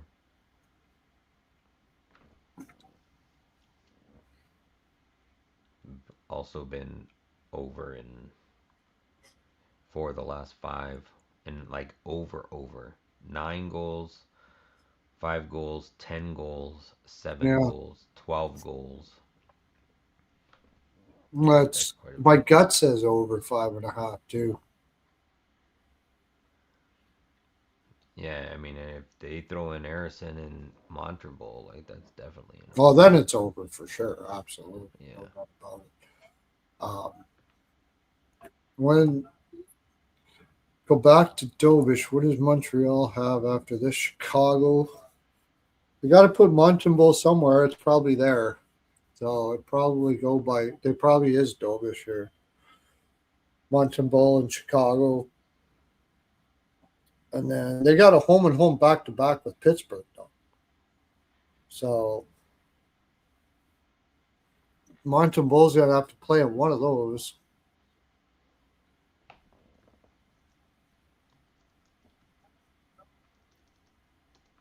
So yeah, I think they go with Dovish here.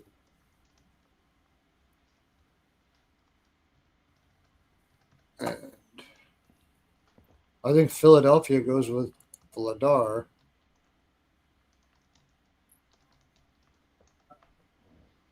It's just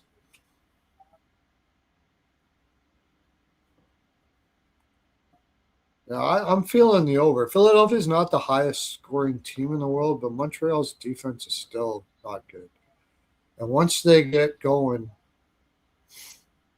once one team starts chasing, the other one's gonna keep up pace. So I kind of like Philadelphia first period money line.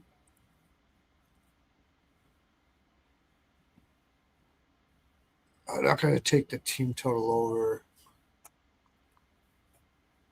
First period money line with Montreal coming in fat. Travis Konechny shoots a lot versus Montreal. He hasn't been good as of late, but he's been putting up a whole bunch of twos, which is not a playable line. But versus he's covered that in 6 of the last 8 games, or 5 of the last 8 games, 3 or more. Um,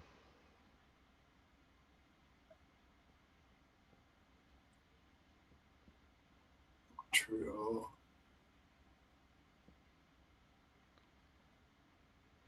Montreal is how do you horrible at second periods. And Philadelphia at home, especially. Philadelphia's not much better. So I kind of like the first period over. I like Philadelphia to come out hard. The Montreal come back. Maybe both teams to score in the first period. But Philadelphia full game I like and Zegras. first period. Seager's shot points is always a good pick. Yeah, I was gonna say either assist or 2 points. He's had an assist in back-to-back away games. He's also had an assist in all 4 of the last games versus Montreal, with 2 of them having 2 assists. Um, yeah, he's just been back-to-back games with 2 points as well. Dvorak has been getting is a good point guy to take for a point between the Zegers and Konechny. He's been getting ones just by being around there. Yeah, I like that team total over two for Philly. Like JD said, they've given up 4+ in 14 of the 15 losses. Yeah, I think it's due to them putting probably up what I'll goals do. early. That's a good one, Jonathan. Philly first period split with the puck line, money line. Yeah, I think everything Philly. I just think Montreal coming in fast. I still don't believe in this team, Montreal. I don't believe in them yet. Just because you beat Edmonton on a back to back after they wasted themselves against Toronto doesn't mean you're a good team. Um, I do believe Philly shoots a shit ton, though, do they not? On the road, no, actually. Oh, wait, on the road. Carolina 26, 31, 31, 18. Montreal at home. Yeah, I don't know if I would go with anything else on Double that. saves. Draw and the draw. A little bit on the draw.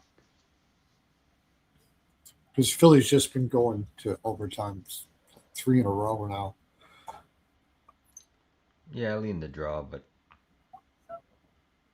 that too.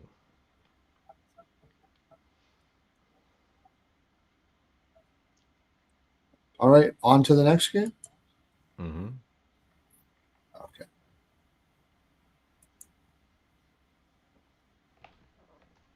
Anaheim, Columbus. Anaheim on a back to back after a big win against the Rangers. Going to be Husso in net. Please give me Merzlikins, and it's already juiced to the over minus over 6.5, but I'm playing it. This isn't over all day long. However, you want to put it. I think Blue Jackets team total over probably. Anaheim can't play D. Anaheim's not a great team when they're tired. Uh, Coming off a big win like that, but minus 142 kind of sucks. So if it's Okay. Merzlikins, though, just like both teams to score two and Blue Jackets money line, something like that. I like that. You can get that at over first period for sure. I'm pretty sure they're both big over first period teams. Uh, just Okay. are they going to play Merzlikins? Let me see. Let's see what the spot is for Columbus I definitely like the over in this game. for sure. 6-4 to the over, but the last man 4-3, 4-2, 7-4, 3-2, 7-4, 5-3, 6-4. It's gonna be Huso, and then yeah, it's I either gonna bet you be it's going to be Merzlikins or Merzlikins. Greaves. I bet you it's going to be Merzlikins. But I got to see the.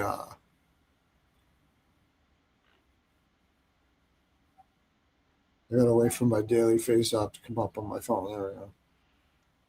All three that I see are showing. It's 3 games in 4 nights for Anaheim. They just had the big look ahead win game for Kreider and Truba. It's just such a letdown spot. It's crazy. All three are showing Greaves and Huso. All three sites. What does Columbus have a game right after this or something?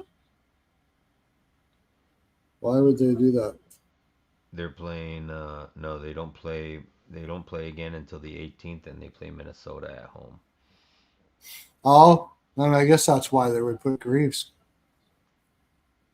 because he should be fairly rested and Merzlikins sucks ass. Yeah, he'll get a day rest, and they're at home. Smash spot for Columbus. Smash spot. Take Fantilli for two. Got to remember, this is the team that chose Carlson over him, right?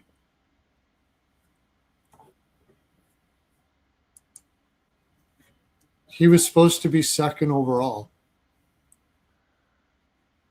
And there's no real rotation between the goalies. They just go with whoever. But Greaves has played four straight, so this will be his fifth straight game if it is Greaves. Ah, I would love it. to be Merzlikins for the over. Mm-hmm. I can't take Columbus with Merzlikins in. Even then, I still like Columbus here. This is a terrible spot for Anaheim. Coming off their big win against the Rangers, I wouldn't even doubt, like, it's a back-to-back, or they probably would have celebrated in New York. I don't think they're going to celebrate much after that. But I think they're coming in pretty fat. And Columbus is a team that doesn't play down to anybody. So, but I was saying that in the draft, Verbeek, everybody thought Fantilli was going to be taken second overall. And Verbeek took Carlson, and Columbus took Fantilli third. I think Fantilli's going to have a day here. I take him for a goal, maybe even 2 goals. Especially if Anaheim's legs aren't good. Like, I just can't take Anaheim on 3 games in 4 nights. They haven't learned how to play. You know, and I'm not I'm not saying this disparagingly, like they're a bad team or anything like that, or they should know this or anything like that. They haven't learned how to play defense yet. Not a proper defense. Like, the previous coach played like college defense, where you just basically like a rugby defense, getting out of the zone and stuff like that. And Joel Quenneville never really was like a guy to play like trap styles or anything like that. So Yeah.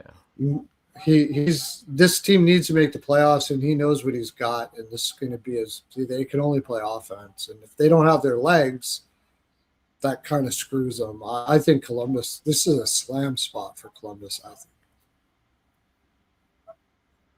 So Merzlikins did start that game versus Ottawa, but he only played for 14 minutes before he got yanked and they put Greaves in.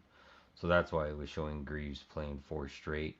But technically, like JD said, Merzlikins got the start, but only played 14 minutes, and then Greaves played 43 of the other minutes. That was against Ottawa, right? Mm-hmm. Correct. Yeah, Greaves in. They need this win. They slam. The only thing is there a revenge spot here or anything? I don't think it matters, to tell you the Well, I honest. mean, you got Columbus coming off of 5 straight losses. That's and then no, they haven't played at all this year. And they were a lot of draws, right? That's another thing you could put in here as a draw. Columbus losses, except for weren't there a lot of draws there? Columbus isn't in a playoff spot right now either, right? No. Yeah, I mean, it's probably going to be a good prop game. I really don't like a side or a total here. Like, I could see Columbus winning, but it's hard to picture Columbus a minus 140 at home coming off of 5 straight losses playing Anaheim. Like, I know Anaheim's on a back-to-back. No, they weren't and draws it's in a either. bad spot here, but I mean, it seems like Anaheim's playing miles better than Columbus. Yeah, it's just a bad So spot for yeah. it's just a bad spot for Anaheim. So it's just a pass But for me. the price on Columbus tells you what you need to know. This is a set price. Sharp money might have hit it, might have brought it down, but I think it's a set price and they're just begging everybody to take Anaheim here because it's just a brutal spot for Anaheim. It's just a brutal spot. They played New Jersey in an afternoon game. Then they've had this big emotional game against the Rangers. They win 4-1. They're 2-2 right now on this road trip. And they're going home right after this.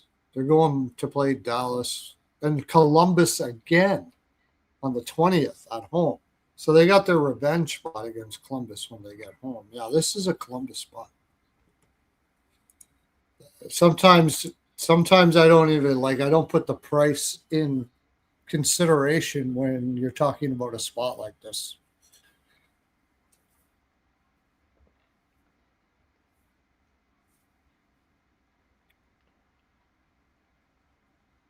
6-1 is a home favorite, and 0-6 is a home dog. Okay, there you go. I think Columbus slams. I like Columbus puck line. I like Columbus first period. They're good. They were a good first period team last year, but I think they're struggling with that this year. Marchenko over shots, Fantilli over shots, Fantilli for a goal, Fantilli, Marchenko like parlay prop. Voronkov has been doing pretty well. Oh, Isaac Lunderstrom, if you want to get some big money on it. He was up on the top line there. He's an ex-Duck. If you want to take a flyer on that, that's probably like plus 1,200 or 1,300. And they got Igor Shinnikov up on the second line. I know when he's been up there before, he hasn't really did all that much, but he's been playing really good from the bottom lines as of late. And with why did they take? See, I like Jenner up there with Fantilli and Marchenko, but you've been losing, so I see how they switched it around there. So, but I think it's a slam spot for Columbus. That's what I think. Especially if Greaves is in that. I just think Anaheim's not going to have much for legs in this game.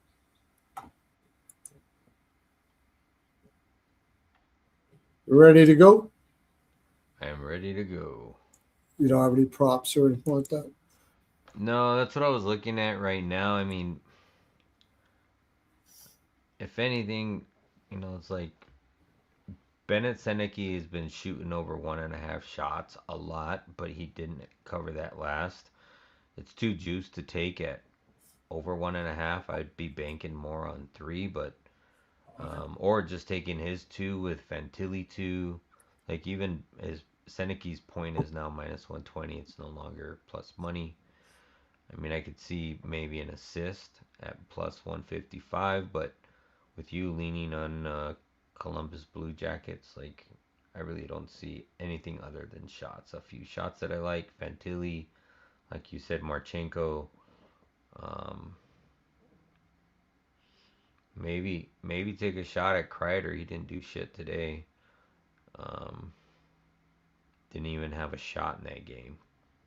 That's I know a lot crazy. of people were. I know a lot of people were. But I had like I had him for a goal and Seneca for an assist, plus 550. Seneca got an assist though. Oh, but you Yeah, said as a parlay. I did. I had him separately too, so I Oh, didn't lose money on him. So that's why I always do that. If I parlay something, I play it separately too. So I yeah. didn't They lose they money. either they either used them a decoy or they got him shut down. One of the two. I, It's I like so. I would still take Seneca assists. And again, if Yeah, Merzlikins is in, I'm still taking the over. Anaheim gives up a ton of, or Columbus gives up a ton of shots. So Merzlikins is Merzlikins' worst enemy is shots. That's the problem. That's why he's not a great yeah. goal. So, uh, yeah, Monahan's been good too. Been back-to-back games without a point, but shots covered the last 2, but not 4 before that. Anaheim will probably be going back to the point, so I wouldn't mind going back to Lacombe over shots again. I had him for a goal today. Talked about it on the show. He got one. He's been doing really well. I find that in these tired spots, Terry shoots a lot. He usually Yeah, he takes didn't do control. anything today either, Yeah, so so watch he for would him be to good. do something today. He took the day off. Yeah, watch for him to do something today. All right, let's get to the next one. Mhm. Vancouver versus the Rangers, and I'm taking a shot with Vancouver. Simple as that. Rangers are back-to-back home games for the Rangers, right? Yeah, I think Vancouver's still riding high off that trade. On so Booyam for points again.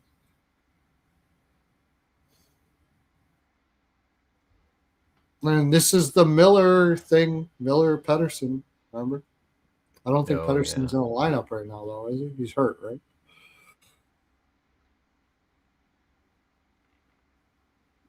correct. Still on IR. Yeah. So it's going to be quick, right? Yeah, Quick and Demko. Yeah. Quick over saves. Best bet. I don't know what his saves are going to be, but if they're like, I wouldn't doubt if they're like 23 and a half. That's like Hullebuck today. Just slam the shit out of that. Vancouver shoots like a son of a bitch, and they can't score like a son of a bitch. So it's a perfect combination for over saves. And Quick has been amazing this year. He should be playing more as far as I'm concerned. But I mean, Shesterkin's great too. So they got that's the one thing they got going for them there is they got two great goaltenders. Yeah, I could Um, see Quick at like 26, 27. At, I think it won't be no higher than 27. It'll probably be between 25 and 27. I think Um, because they're a road team and Vancouver is considered like a bad team, I wouldn't doubt if he's got 23 and a half, 20, something like that. We'll see. But whatever it is, if it's in that 20, 26 and a half is getting high. But look at how many shots they're taking, Vancouver. Like yeah. they're shooting high, man. And they don't have very many guys to actually score with those shots, but they do shoot a lot. Z Bouillon probably will still shoot again more. He'd be good for over shots. Yeah, this is horrible. Rangers losing 4 of the last 5. Vancouver losing. I mean, they're coming in 3-7 or 3-6-1. And I I guess it'll be almost Lankinen in net again. No, Demko. Sneaky under too. I don't think either one of these teams yeah are scoring tomorrow. yeah. I mean, the total's at 5.5 for that Yeah. reason too, and but it is juiced to the over. Like I could see a 3-1 game, 3-2 game. Another I Range. like that this is one I do like no goals in the first five and team total under. You got this one I do like that. Team total under full 6.5. No goals in the first. I wouldn't doubt if there's I mean under 1.5 first period. I agree with that. Grant said he likes Zibby for missing that team meeting and having a bounce Oh back game yeah. here because he was a healthy Zibby for scratch. shots, he'll probably shoot, yeah. Yeah. Or a goal. Yeah. That's a good one. Well done, sir. You get. I'm gonna give you a Jaime's badge. Jaime's badge. I gotta start doing that. That's what I'm gonna. You get a Jaime's badge. There you go. That's a good one, buddy, Francois. Like that.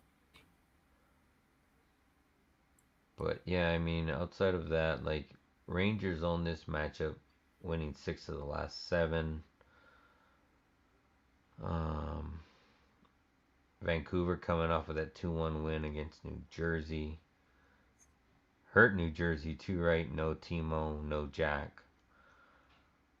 Um, Lost to But it was Buffalo, in a lost to day game, Detroit, like yeah. And New Jersey's ass. I know. I realize that. Yeah, I get lost to you. Buffalo, lost to 3 games Detroit. in 4 nights. The Rangers played a pretty emotional game against Montreal. A very emotional game against Anaheim with their ex players and stuff like that. Now you got some other division rival coming out that don't matter with shit. What's the price? Plus 114. That's probably why you'd like to get a better price for this Vancouver team that's beat up like this. Yeah. Wait a second. I just noticed something. Is this right? Oh yeah, Rossi is in, right? Yeah. Yep, he is in. You got Rangers on a back to back. Maybe draw. Yeah, Draw in draw. the under. I like to draw. Yeah. I like to draw He's a good that no goalie. goals first five under 6.5. I definitely like to draw. Do William over shots. But I think Vancouver pulls it out. It's got the only thing is it's quick.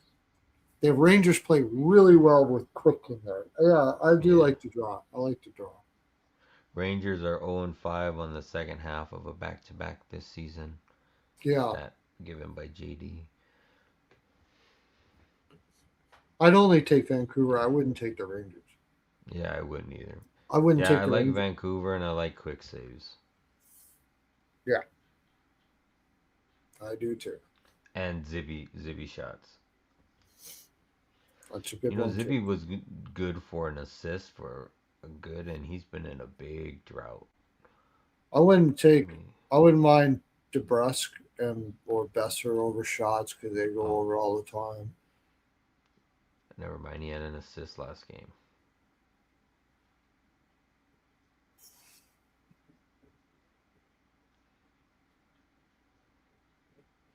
Don't see anything else really that stands out at the moment, Yeah. except if you want to believe the Miller stuff. But I mean, let's talk about this. Miller hasn't been shit in New York.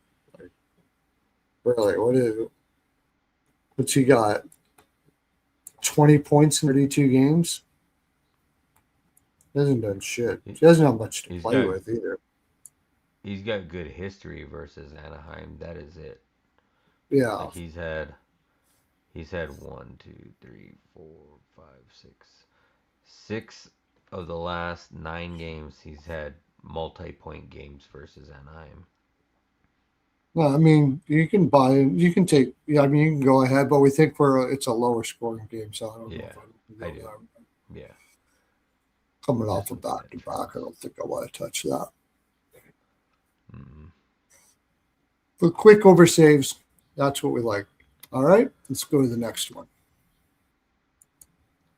Finally, a 5:30 game or a 7:30 game got out of the 5 o'clock, the Those 7 are all o'clock window. sevens. Holy shit! And no, yeah. By the way, you got won't be have a show tomorrow because you got the bet cast tomorrow. So no show tomorrow. Go get yourself subbed up to the Patreon.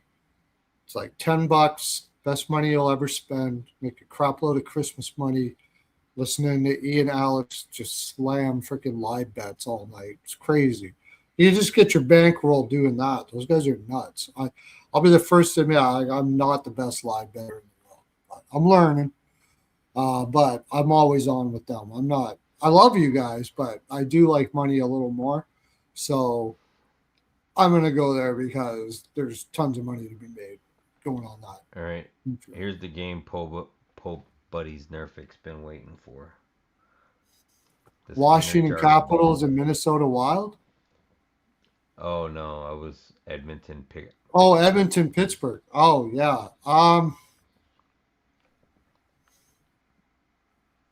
See, we should have. I don't know what the fuck I was thinking. Taking. See, I had a really busy weekend and I wasn't thinking straight. Why in the world was I on Edmonton over Montreal when this Pittsburgh game was coming up? This was a look ahead. All the fuck. So mad at myself for that. This was a total look ahead game. Jesus, I should have been all over Montreal, all over and just take the over. Isn't that awesome if both goaltenders just suck ass? Uh, I'm leaning Pittsburgh. I'm leaning Pittsburgh too, and I mean I know that they've lost 5 straight, but 4 of those 5s have been OT losses. I mean some of those losses are horrible though. San Jose, I mean Anaheim and Dallas, like that's the given that both of those teams are playing decent. Did lose to Montreal, like I mean, I think if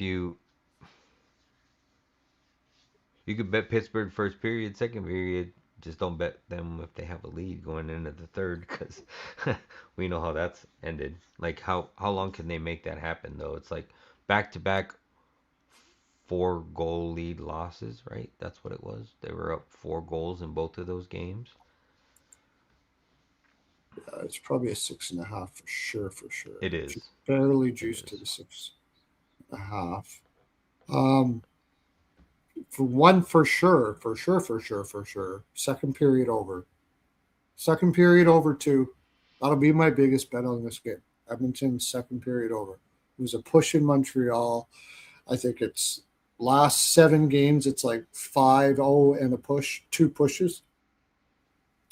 Hmm. And I Now don't see defense being played here. Maybe, you can make a case that they're both trying to protect their goaltenders you because could of, also make a case though too that both teams know each other's goaltenders. Like they yeah, practiced against but them, both so it's like goaltenders know each team too.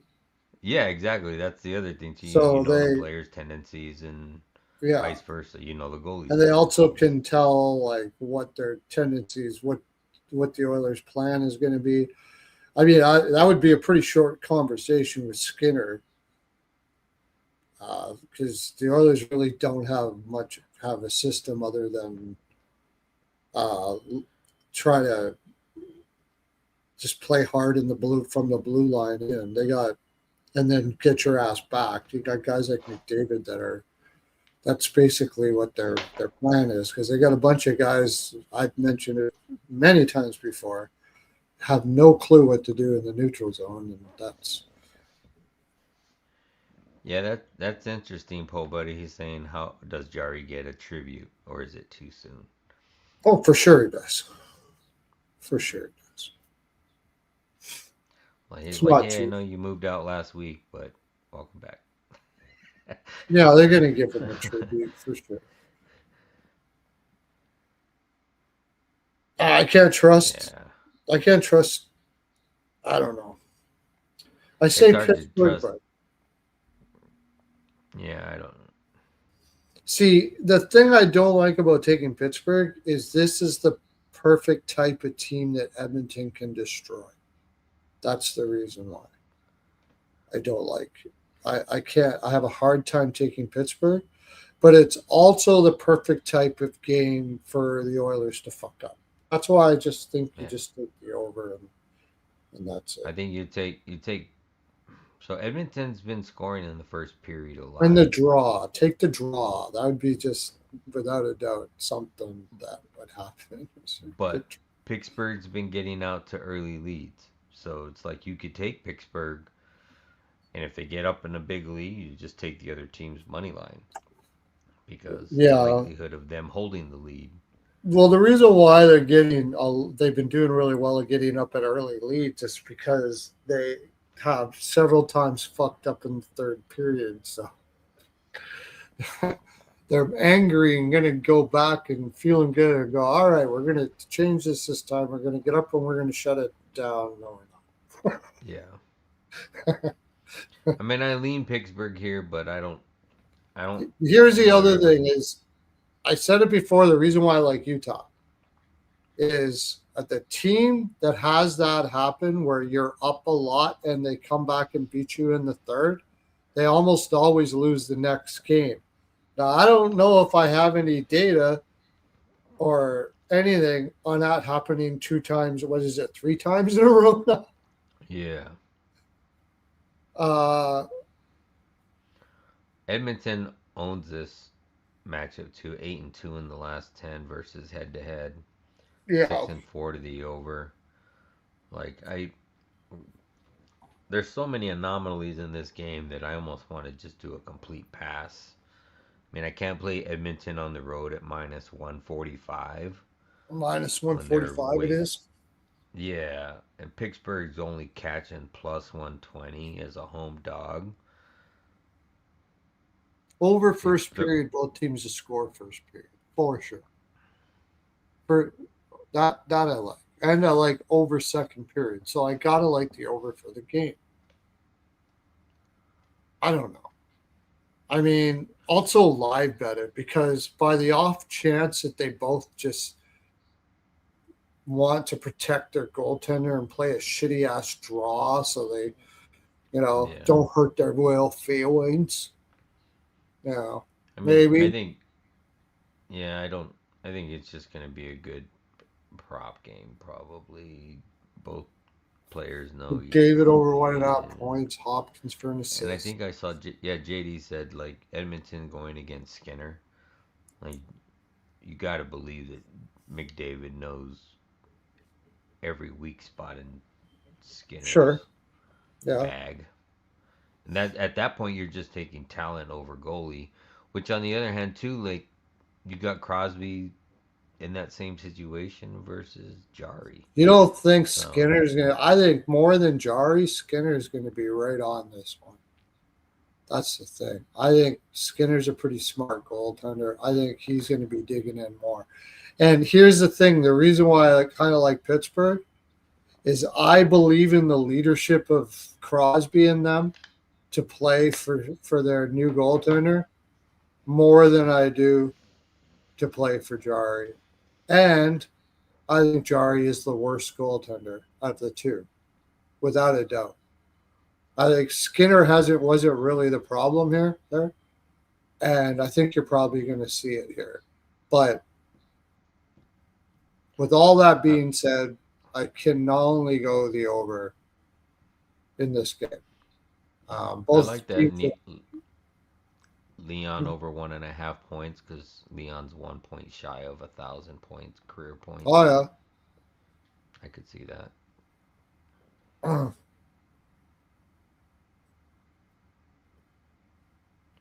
yeah. I'm thinking goals too. I am. Yeah, I It's don't know. weird though. Maybe You he's like checking out. because you don't often get like how often do you get this? Like you don't get this very often. Normally, when a team plays against a goaltender that they used to play for, subconsciously they have a hard time scoring against them. You know I what would gotta. be really cool? I think I'm going to bet this.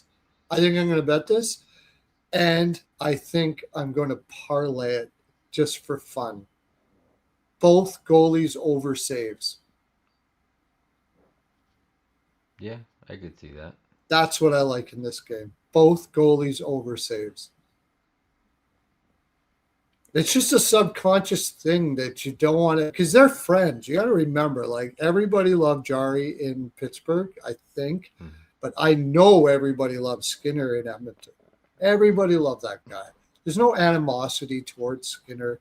They're not trying to get back at him or anything like that. It was a bad spot. I think Skinner asked to be traded just simply because it was getting too hard. And I don't know if you know anything about Edmonton, but nobody talks about it. But these are not nice people. Not all of them, but there's a lot of not nice people there. And they are blabbermouths and they don't give a fuck. If they see you out in the street, they'll say, "You fucking suck," and blah, blah, blah, blah, blah. Like straight out. Seriously, dude. Like people don't talk about that when you talk about Edmonton. Ask Lucic the shit that he got in Edmonton. And it's been more than that. So um, it's true. But they like them. I'm going to do it. We'll see what the shot. We'll see what the saves are. I'm going to take both teams over, both goalies over saves, and I'm going to parlay it. And I still Parlay think that with goals allowed over for both of them. They're gonna be like two heavyweights at the 12th round, just taking shots, beating the shit yeah, out of each other. I think so. I Yeah. could see that. And But then I on mean, the I other, yeah, the best bet, in my opinion, is spend your money on popcorn and watch this fucking shit show and see how it goes. yeah, That's your definitely best be bet watching right this there. game. Should be a good game. Should be a good game, but also could be a shit show between these two teams. So just put your money on popcorn. Yeah, Sit back, kick your feet it's up, and watch it. everybody's gonna want to watch. Please tell me it's not a. It's probably a fucking NHL network or whatever, and I don't have it.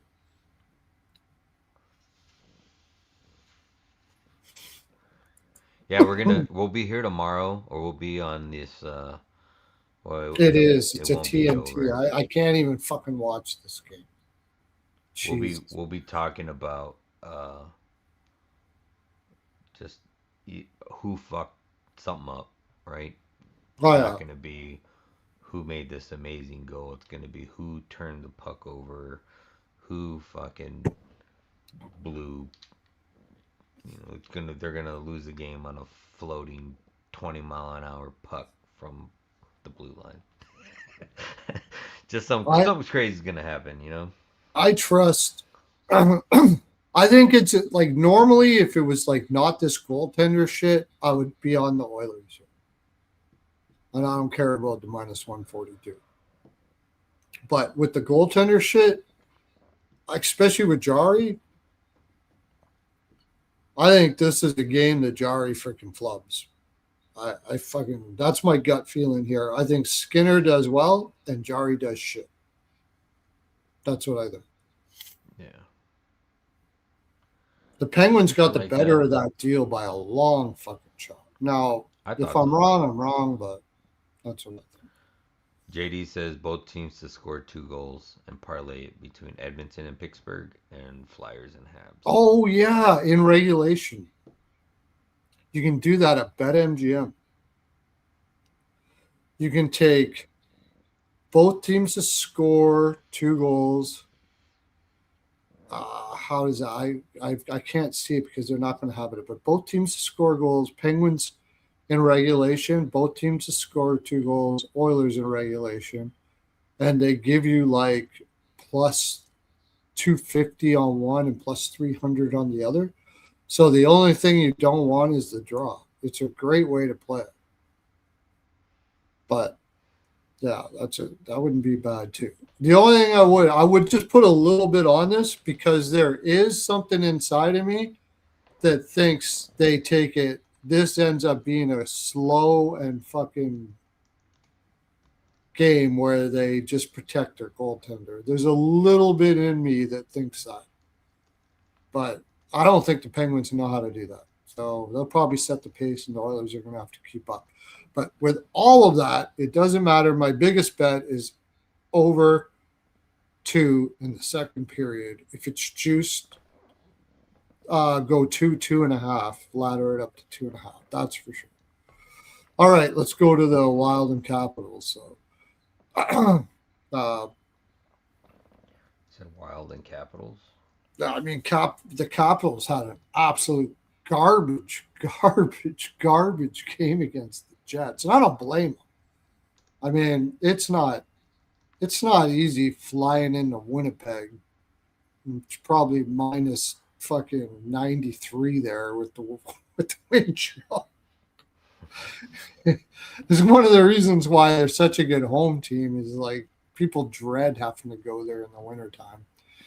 Uh, and it's not a sexy city. It's not like you can escape out to the town. There's nothing there. So you're there. You're there. Um, it's this is an interesting game. I have a feeling like the public's gonna be all over Minnesota Yeah, just due to that yeah. last game alone. You know what I do like and think that could generate, like, I know Washington is usually a pretty good shutdown team. Is it gonna be Thompson? Yeah, Thompson and Gus Bus. It looks like it might be Gus. Um, like Washington doesn't typically give up a lot of shots, but if you look at their last 4 games, they've almost given up 40 shots on goal in the last four Yeah, I games don't in know. each It's game. weird. And Minnesota, with that new offensive power that they have, and them generating a little more offense with Quinn Hughes. Hughes there, like I could see Thompson saves for sure. Um, my only worry would be is if Minnesota happens to get out in an early lead. Total set at 5.5 with juice to the over. I think I'd hate to maybe Capitals team total over 2.5 if it's Gus. But I mean that just drives me more to the over because if I think Like I don't think Minnesota gets less than 3. So if I think Capitals can get 3, that's the over right there, and it's a 5.5 at plus one, minus 120. But I mean Thompson's been great. 13 7 and 3 with a 209 and a 922 save percentage. Gus, on the other hand, is 10 8 and 3 with a 261 and a 908 save percentage. Let me look on the other sites and see if, well, RotoWire's got in the kid Wallstat. I think it'll be the kid. They played Gus versus Boston, didn't they? Yeah. Yeah, and 3 games in goalie 4 nights, post is but also it's not showing. on a back to back. All at Ooh, home. but goalie post is showing Lindgren and Wallstat. What would be the reason for putting Lindgren has played better as of late. I would, if it's,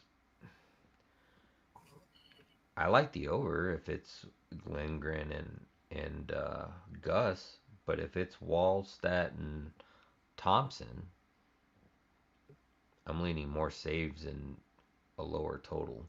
You got to figure Washington's going to have a. Oh, Jesus Christ. It's a look ahead spot. For Washington playing Toronto. Yeah. Everybody playing Toronto. That's why Toronto's got such a hard time to in the regular season because everybody loves to play Toronto because how many people first thing you look at is how many players does Washington have from Toronto? I'm barely getting caught up on comments, and Grant says, "I'm the public." I'm He's the gonna be public. on he's gonna be on Minnesota. I believe Tom Wilson's from Toronto. Yep, he's right from Toronto. Toronto. He's from Toronto. He's not. He's a guy that plays the same no matter what, though. Absolutely love. Um, Dylan Strom. Could have swore he was from Toronto too. Yeah, he's from my hometown, my original hometown, my birth town, Mississauga. Yeah, JD, Beauvillier is from Quebec. I think I might just take my chance with Minnesota here, regardless of who's in net for Caps. JD also said Thompson's started 4 straight. Like I could see him starting here again, but I think if you get Lindgren, it's just a bonus, right? It's just like, No, it's Lindgren. and if you get the kid, and if you get the kid, that's even more of a bonus. I did see Terry Ray Vegas said something about Thompson is 4-1-0 with a 1.45 goals allowed and a 948 save percentage versus Minnesota. So he's been solid. Lindgren, on the other hand, is 0-4-1 with a 3.26 and an 892 save percentage. So, like, definitely, if it's Lindgren, then you just take Minnesota's team total. But I like Minnesota here. I think if you get the kid, it's just a bonus. And I agree with whoever said something about speed. Oh, Pobody Nerfig just Caps are a slow team. I think with, I mean, you already got Kaprizov, Ek. Ek isn't that, I mean, he is fast, but I think he's just got a longer stride because he's a bigger dude. But um, with, I think with Quinn Hughes, it just adds a different gear on that defensive side. Like the Oh, way for he sure. cycles the puck Absolutely. and just No flies doubt about around it. the blue line. No Like, doubt about that. Yeah. and all that does is create more opportunities for Kirill, like all of those other snipers that they have on their team. Like, I mean, I know they're not gonna win every game, but I mean, Washington looked horrible in that last game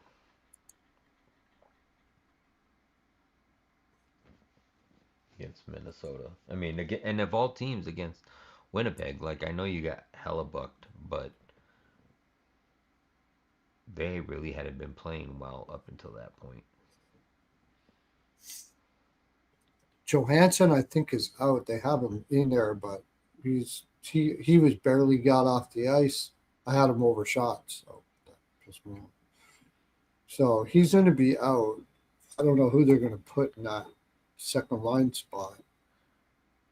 So I'm pretty other sure than he's that, going to be one, out. two, three, four, five, six, seven. Other than that 7 game losing streak that Washington went on, they haven't lost more than 2 games in a row.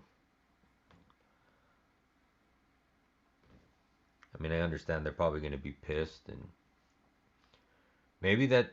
I like the first period over.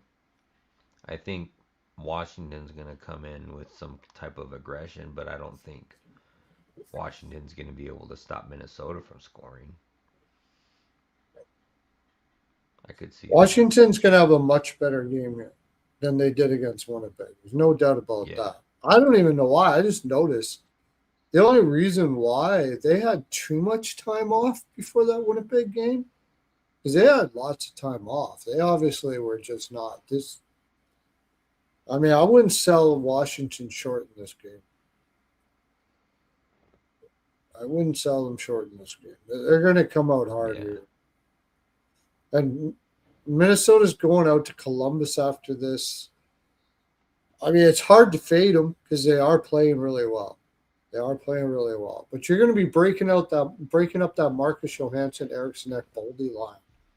And you're going to have to put Hartman in. You're probably going to have to put Boldy on his offside and Hartman up on the right side. They're not as good with that. It's also a revenge game for Minnesota. Oh, is it? Washington rolled them 5-1 in the In the about beginning? the second Okay. week of the Yeah, that season. puts me Yeah, more on Minnesota for sure. And you got it is a look ahead. The game circled here is Toronto for them. They don't really care about this Minnesota game. I would just go draw and maybe Minnesota -1. And then, yeah, might not be a bad idea. Catch the draw. Then I you just got to challenge Washington to win in regulation. I don't see that happening. So JD says I wonder if it's an emotional letdown spot after Sunday. Like that's what I was thinking too. I could kind of see that too, but I think on the other hand too, like Minnesota's just been so tired of like being good and going bad and like going up and having such an up and down. Like Yeah. I mean, you see it sometimes they look unbeatable and then all of a sudden they lose 3 games in a row and look like they've never played hockey before, you know? So it's I feel like yeah, it could be an emotional letdown spot, but on the other hand too, it's like once you get that momentum going, like I feel like they're just gas pedal down. Let's And they're a roll with pretty what we veteran team. have, So and yeah, I think the depth at forward is going to hurt him eventually. I just don't know if it's now. And yeah, I could see the emotional letdown spot, but it's also sort of like more, I think it's more of a lift to watch Hughes play and realize how fucking good this guy is. You know what I mean? If there was anything that maybe might happen here is they rely too much on him. Like they're sort of in awe of how great he is. And maybe he has to do too much. I'm definitely taking Hughes over shots, without a doubt. I know it's going to be juiced, but I think that's just not going to stop with Hughes. He's incredible. Um, once you get some practice time and stuff like that, but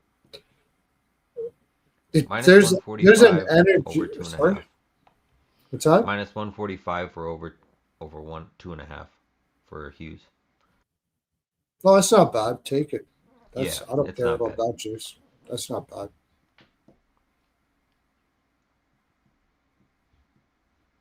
Oh, that's a good one. Full body Nerfic Hartman because he's probably going to be on the second line. Man.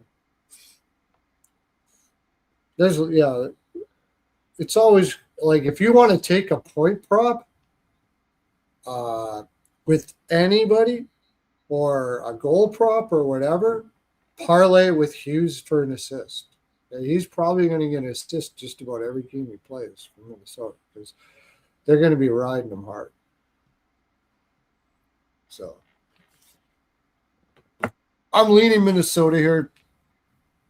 Uh, but I think Washington is going to come out hard, and I kind of like that first period over.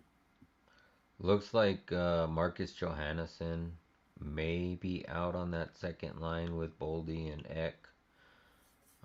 Hartman's actually down on the third line, or at least showing right now on the third line. So on the top line, you got Kirill, Urov, You're and off, Tarasenko. Tarasenko. And Yeah, then, so if Marcus Johannsson's out, what was his injury? Left Sunday's game versus Boston and did not return. Lower body injury. Does not have an update. So we don't know if he's going to be in or not, but I could see. Man, I don't think they would stick Picklick up there I to really begin with, like but Minnesota more if Johansson's in. That line has just been clicking like a son of a bitch. When you break up that line, I'm not so fancy on. He's that important right now, I think, to that team. Like that line has been awesome.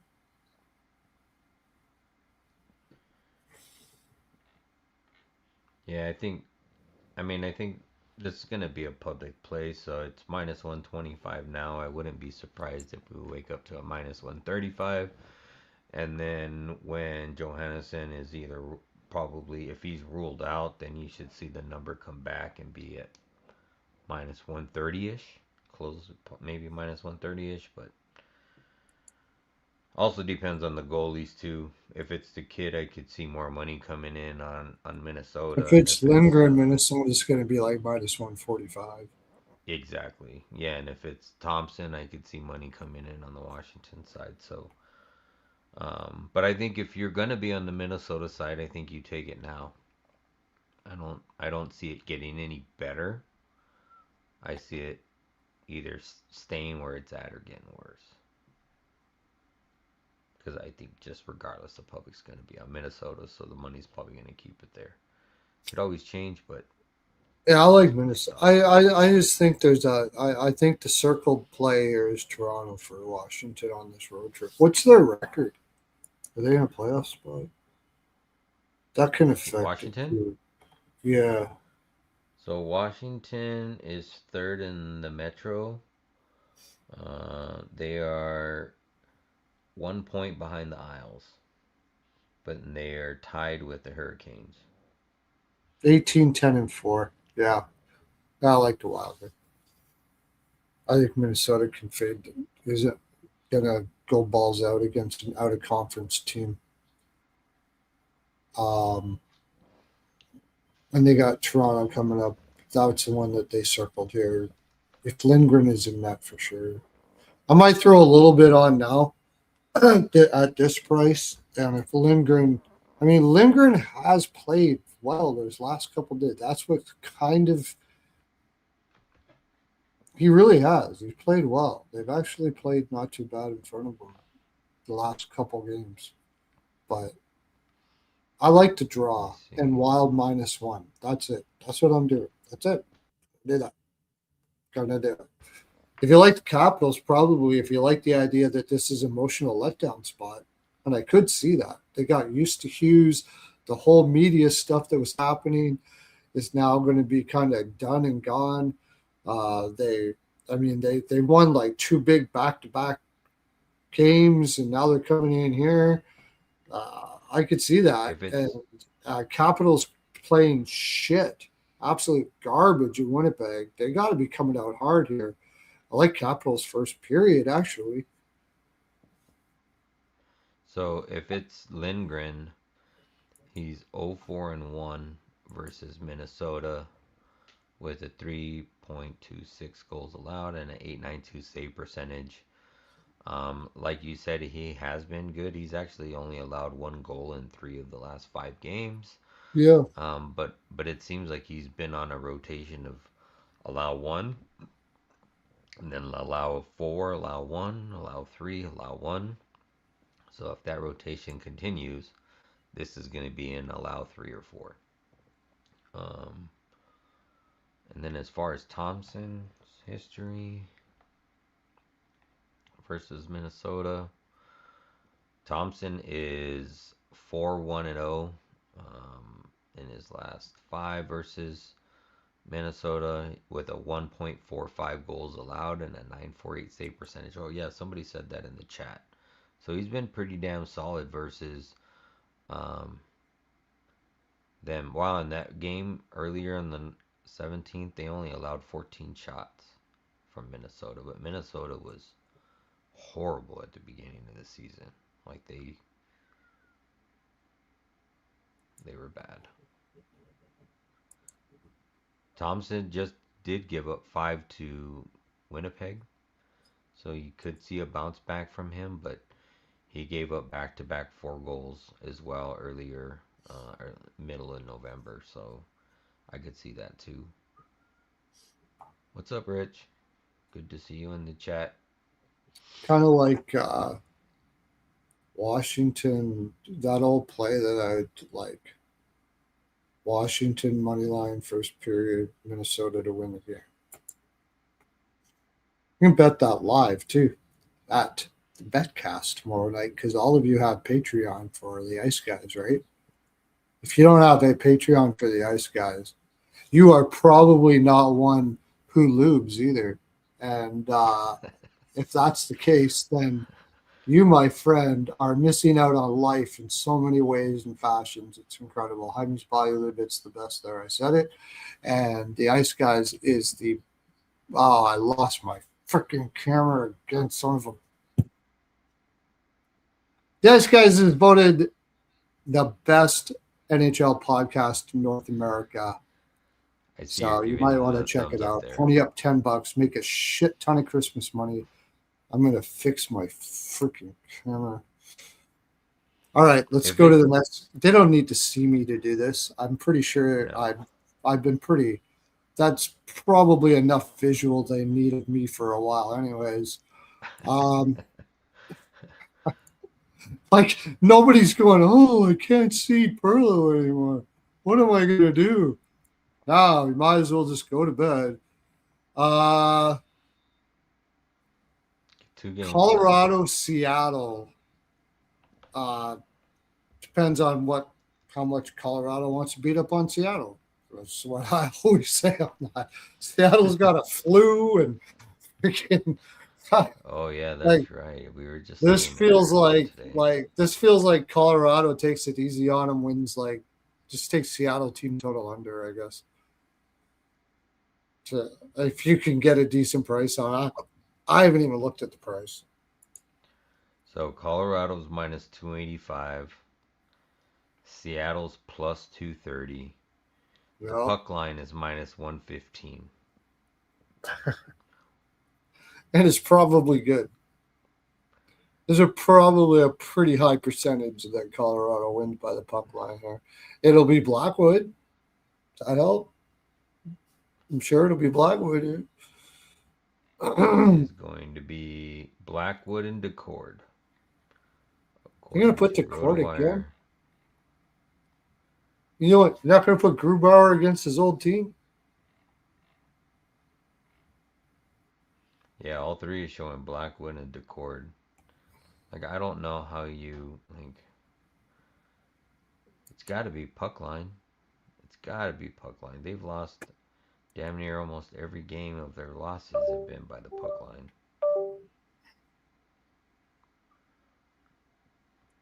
Head to head Yeah, wise, same thing. One, two. They played 3 times last year.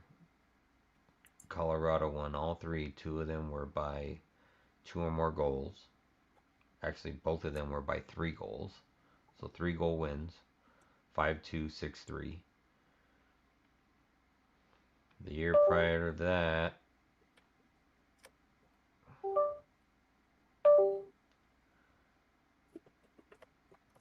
Avs won two of the 3. Both of those were by the puck line.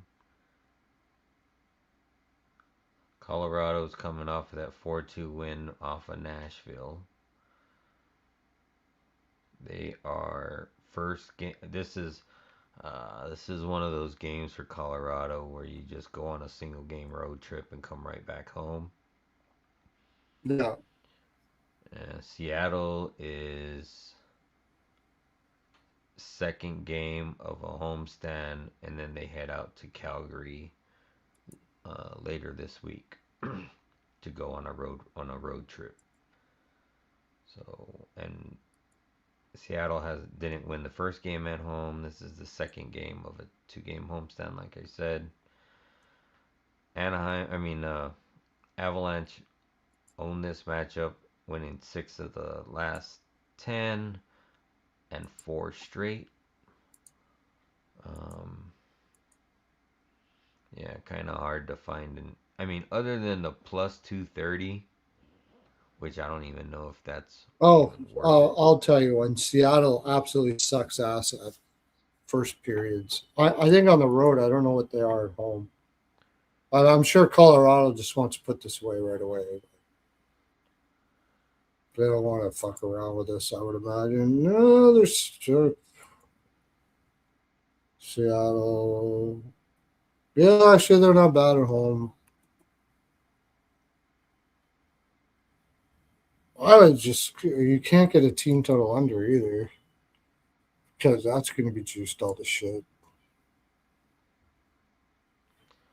Man, Colorado still has not lost a game in regulation at home. Colorado team total over 3.5 is minus 135. Yeah, I like that. Yeah. And you can get a 4. You could. I like to do that. I'll take the 3.5 for a unit and a 4 for a little bit too. They've scored 4 more goals in 5 of the 6 wins they've played versus Seattle. So if you Yeah, think Colorado's going to win, the likelihood of scoring four they goals could is score, but they could score and they could score 4 by accident probably. yeah. Like they're just that good. Um, the team total under is minus 150. I don't know if I trusted it. Blackwood's been great though. He's 9-1-1 with a 2.19 and a They're 920 the save best percentage. defense in the league, and Seattle can't score with the shit. I would even Which take the 2. You can go to BetMGM when it opens up. Take Seattle team total under 2. Then if they do score 2, you get a push. You think they're scoring 3? I don't fucking think so. I'd be very, J very, very, very surprised. That might be the best bet right there.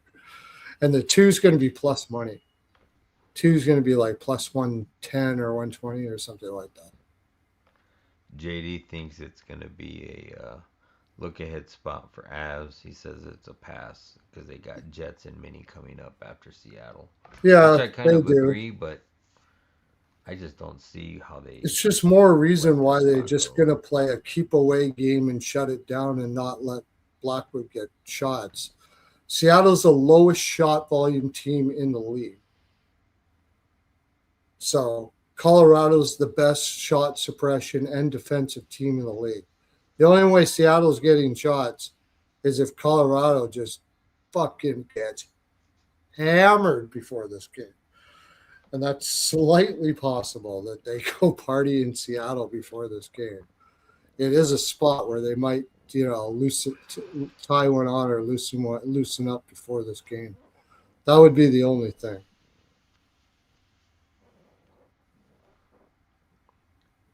Yeah, last time Colorado was a minus 272. They won 5-2. So like parlay or it's minus 150. Do you think Seattle? I don't think Seattle is going to score 3. Parlay Seattle team total under and Colorado team total over together.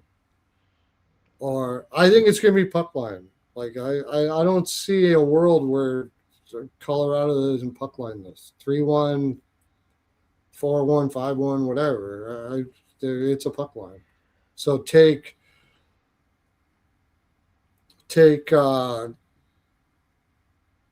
Colorado -1. Go over to BetMGM and take Seattle under 3. You put them together, you probably get a price. It's not too bad. Puck line. I just can't see Seattle fucking around, like fucking this up. I just can't. I mean, can't see Colorado fucking this up.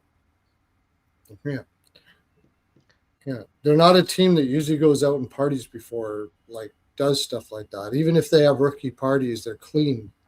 Just call it because McKinnon won't have it any other way. He's like the ultra professional, and he expects everybody else to be Yeah. too. Yeah, I mean, Colorado probably gets 2 points here, closes them out in reg. It's just, I don't. No goals first period for Seattle. How's that?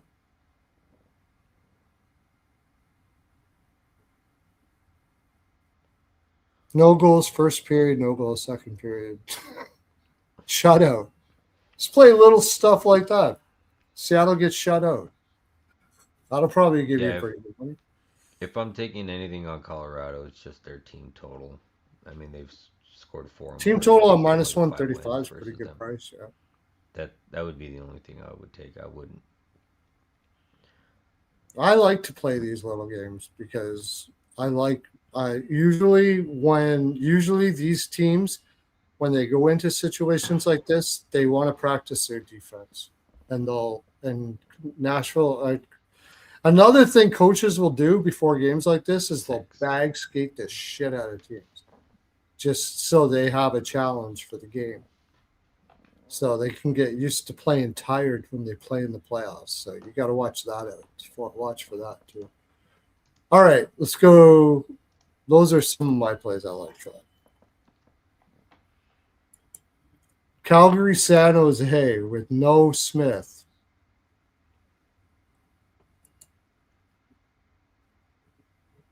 At San Jose at home versus Calgary. No Smith. Feels like a Let me place see. where Celebrini just goes fucking mad. But the only thing bad about it is this is after a long road trip, right? And didn't San Jose, they beat Pittsburgh, right? They came back and won that Pittsburgh game. So, I mean, it's San Jose or nothing for me here. I'm not taking that. Yes, It's Smith is out for a week. Askarov and that. Calgary shoots like a motherfucker. Askarov oversaves. If it's Askarov, it might be Nedeljkovic. It might be. Even if it is Oh, Nedeljkovic. That's the so play who's here. they gonna? Who are they? You think they're gonna move Graf and Toffoli up to the top line? They probably won't, right? Because Kurashev and Will Smith are out. So Celebrini's gonna have two new line mates. Um, Yeah, I don't like that too much either. or do you think that there's no way they could throw Jeff Skinner up there? I mean, William Eklund, I could see him being thrown up there. Yeah, Eklund will be up there for sure. And take him over shots against San Jose. That's could be a premium tomorrow. Eklund Yeah, over and then you're shots. gonna have to have Skinner's gonna have to move up. No, Skinner's gonna have to stay in the third line because you can't leave Ty Delandria by himself with somebody I else. don't like the fact that San Jose's coming off a road trip and they just had that big win. Did they have were they on a losing streak when they won that? No, they did pretty well on that road trip, didn't they? So it looks like Calgary opened at minus 126. It's already minus It's 135. been bought down. Yeah. And I mean, it's given. Calgary owns the matchup. They're 9-1 in the last 10 versus San Jose. Yeah, You got two injuries on the top line. You don't got very much depth to kind of fill that. And yeah. Calgary's coming off of that 2-1 win versus LA. They won four of the last five. They did lose to Detroit. And then you got San Jose coming off of back-to-back OT winners. They came San Jose's back in never that had more than crazy two ass. goals. Yeah, two wins and like you got to take Calgary. Like I know Calgary is horrible on the road and San Jose is better on the road. I mean, better at home. But I just think those two injuries do them in. Like Will Smith has been a huge offensive generator for them in the last Yeah, few that was a months. Like they've been 5 game hot. Eastern road trip, and there was a successful 5 game Eastern road trip, and they just knocked down 2 giants in Toronto and Pittsburgh and had that comeback.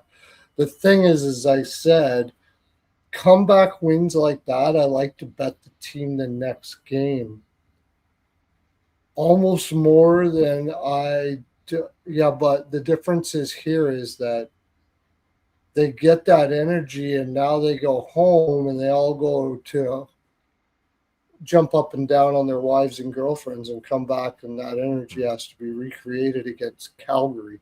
So probably is a Calgary spot. I like Askarov saves. Calgary shoots a lot. If it's Askarov in net, I could see. Askarov saves is the best bet here, without a doubt. Yeah, I like that, but I really like Calgary. Like I think Calgary just rolls here, and it's gonna be Wolf versus Askarov.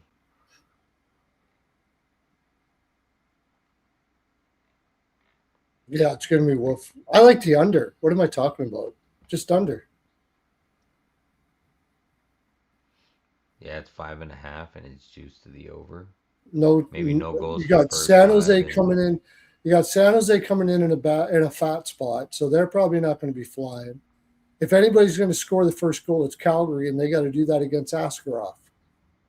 So, first 5 under 6.5 is the play here. I like that. First 5 under 6.5, and Askarov over saves. Those are my 2 favorite plays. Yeah, I like I like Then Calgary, and I like you don't Askarov. have to get the stink off you that you bet Calgary. I kind of wish I had the stink today of betting the Preds. I couldn't get to them on I them. did. I I got to it. They're rolling right now, man. They're rolling, and I think it actually came in confident against that Colorado game. I thought they held off Colorado in that spot pretty damn good. Honestly, I thought they did pretty good. I thought we both said that was a Jaime special game. You know, I like they probably are just they probably the plane has probably had a hard time getting to St. Ter- Louis with all the Jaimes that they ordered for that game. Terry Ray Vegas is adding some more fuel to the fire. Flames on the dad's trip, 4-0. Oh yeah, San Jose in a letdown spot after the biggest comeback in franchise history. Also, he says Dustin Wolf is from Gilroy, California, which is 35 minutes from San yeah, Jose, and he's 8-1 versus San Jose. yeah, yeah. It's a Calgary spot for sure. Yeah, I think if you like it, you take it now because that number is gonna only continue to move. Like I said, I think it opened up. Let me. Well, I guess one thing I can do to wake my eyes up to taking Calgary is Graf for a goal as well. That Graf opened at celebrating minus Toffoli. Yeah, that's what 122. they're putting Graf up there. Eklund, Wenberg, Jeff Skinner. Jeff Skinner is just absolutely horrible hockey player. Oh my gosh. If Another, you have Superbook, it's still at minus 128. But Calgary opened at minus 122, and it's minus 130 or worse in most books. if they put Nedeljkovic in, it's going to go down even more. And I wouldn't be totally surprised if they do. What Not often that I worry about what San Jose has next, but they got Dallas coming in after this.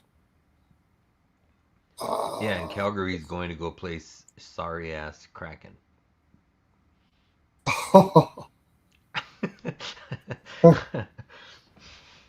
yeah, so there's a glimmer in there of hope in their eye that they could actually do something. And they're Yeah, going it's home to definitely play Kraken. It's no goals first five under 6.5. It's an under game all day, all day. Seattle might win, but I don't think they're blowing them out of the water unless Askarov shits the bed.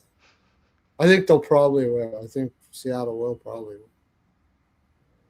win. It is the play. It's just a bad spot for San Jose. It's a scheduled loss almost for San Jose, even though it's Calgary. Yeah. I'd almost take, it's just if Askarov could, Askarov, they can't. How many times they're probably going to shoot like 50 shots and get one goal? They probably win 1-0, 2-0, or something. Yeah. Well, I think you can back that up, and there might be a good chance that you cash both. But if you take Calgary money line, and if you take Askarov saves, you're kind of backing yourself up because if Calgary gets a lead early, they're going to back off with shots. So you're probably not going to get Askarov Yeah, saves, maybe. And if San Jose is keeping it close, Calgary is going to continue to shoot, and you're probably going to get the Askarov saves with the chance of still cashing the Calgary line. yeah. So, It's going to depend on the number on Askarov, but you have been getting yeah, very good numbers on Askarov. I've made a shit ton off of Askarov. I The would other thing I you would say might it's want probably to going to be look three at, six. San Jose's probably going to be all buggered up in this game. I would look at Wolf under saves. See what the number is on that. I haven't played too many of those this year, but I played three under saves this year, and I'm 3-0.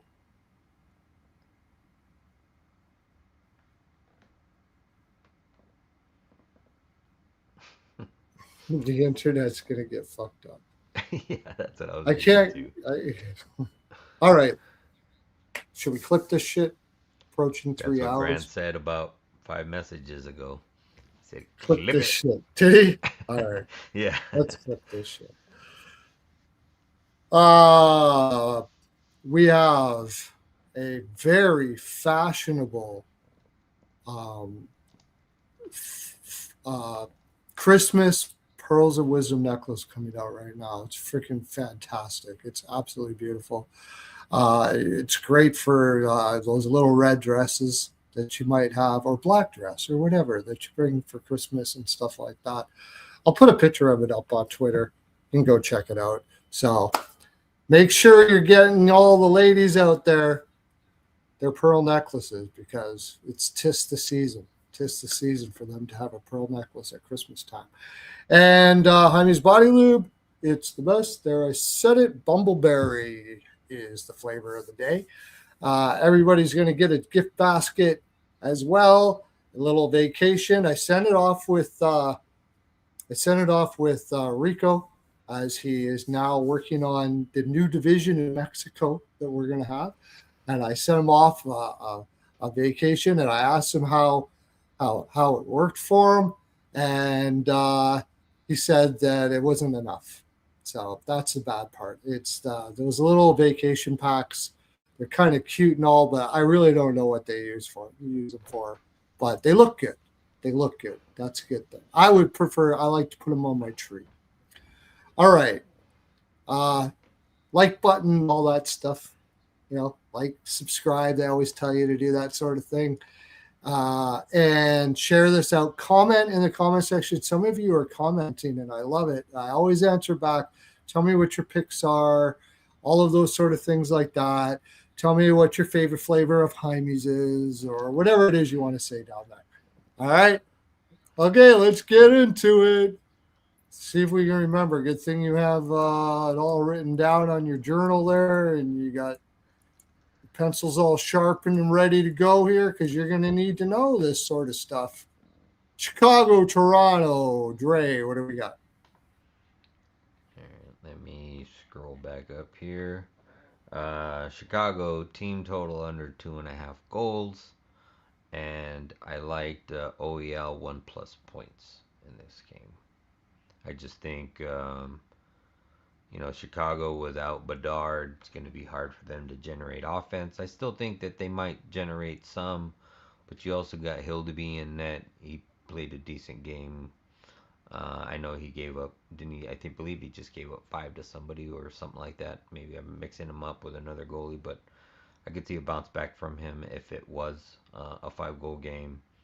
Um, I just think Toronto wins this one here at home. Yeah, I like Toronto puck line first period. Uh, I'm looking. I'm going to look at Spencer Knight over saves, but I think it could be high, and Toronto's not a high volume team. And I had Toronto puck line too, but again, be wary.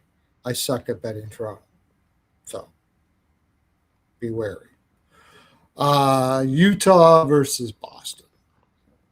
Um, I don't really have a side. If you're asking me to bet, I'd probably slightly lean to Boston, but it's not a big one.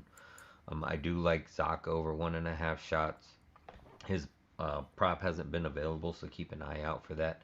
I do like Pasta over 3.5 shots. I know Utah's been a pretty good high suppression team, but Pasta's had five or more goals, or five or more shots on goal, I believe, in like six of the last eight versus Utah. And his line's only 3.5, so I think you're getting pretty good EV on an expected probably 5 shots on goal in this game. Um, but yeah, that's all I like for this game at this moment. Yeah, I like the over in this game. I like over 6. It's I'm leaning Utah team total over 3 if Corpusalo's in.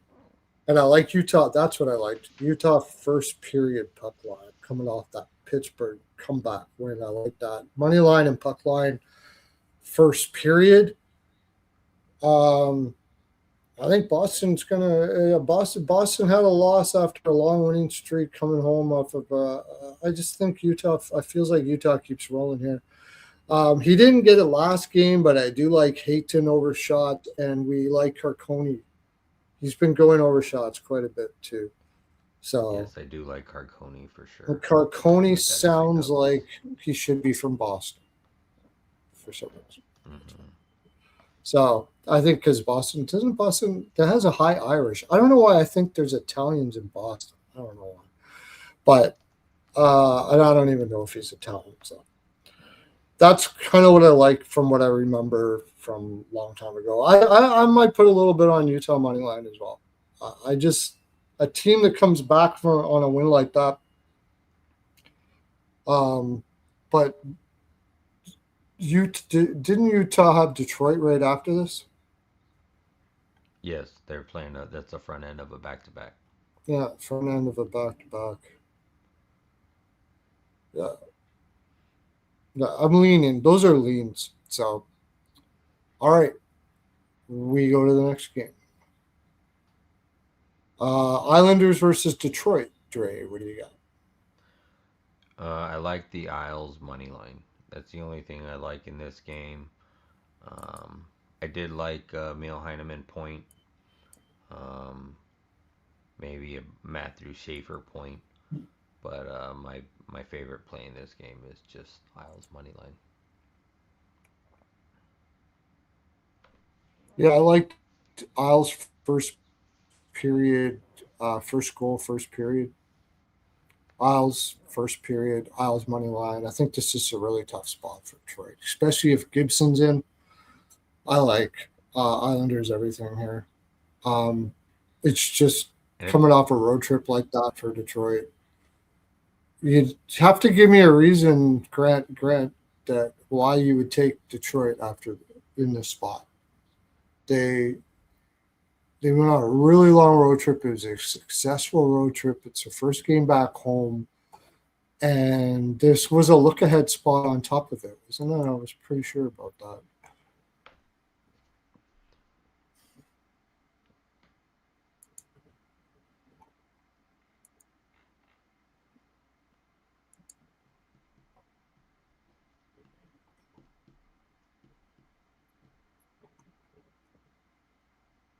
it's Ah, got to be Sorokin though, in my opinion. It's not Probably Sorokin. I is. don't like the Isles. No, they just have Utah again. Oh yeah, they have Utah the next day, so they've got another game after this too. So yeah, give me the Islanders. Uh, Everything I just said. I like Lee over shots. He's been going over his shots. It's like a perfect game for him to go over his shots. And I'll probably have other things as well. But you can check those out if I get time tomorrow, or you can go to Tony's Picks and you can donate to the Chafity Fund and pick one of my plays from there. Have some frolic over on that side of things. Philadelphia versus Montreal. Dre. I like Philadelphia money line here, and I like Philadelphia team total over 3.5. Um, I think if it's Dobish, I'm probably just gonna end up going with the Philly money line. But if it's Montrebolt, I definitely like the team total over 3.5. I also like Zegras in some type of fashion. The dude's been hot. Maybe take him for an assist. It's plus 145. I would just be careful with that because he's also been pretty hot scoring. So maybe just take both and split your unit in half, or how much you ever use it to parlay with. I mean, not parlay. How much you bet on uh, high danger props like that with assist or plus money props. Yeah, I see that Philadelphia's team total over 2.5 is minus 140. I don't mind that.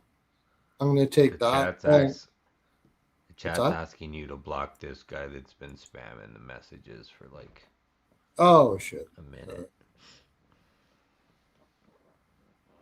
How do I block that guy? Grant said there's a blue wrench. Use it. Okay. All right. And so, okay. So, yeah, I like team total over 2.5, team total over 3. Trying to remember. I got to start taking notes here, too. Montreal's coming in fat. I think I like Philly money line and Philly full game. Uh, yeah, that's it, I believe. And if I have any more, I'll let you know. Uh, Plus, especially when it comes to props, because I think they're changing the lines up there. Not really. I can't, if I remember correctly, Zegras, usually normal props that you would have for that. All right, next game, Anaheim, Columbus. I lean Columbus in this spot, but I really don't like the minus 145 um, price here. I think if I'm gonna take anything, it's probably gonna be maybe a shot prop somewhere, or maybe a parlay where you take Fantilli 2 shots and parlay it with like maybe Terry 2 shots. Really don't have a heavy lean on a side or a total. Kind of just I know Dostal played today, so it's probably going to be the backup there, and then don't know if it's going to be. We said it was going to be Elvis, but either way, I don't have a side. I just got popcorn game. No money in this one. Just watch it. Yeah, I love Columbus tomorrow. I think it's a terrible spot for the Ducks. Ah, Oh, so you give got me. another guy spamming again. It's probably the same guy. Yeah.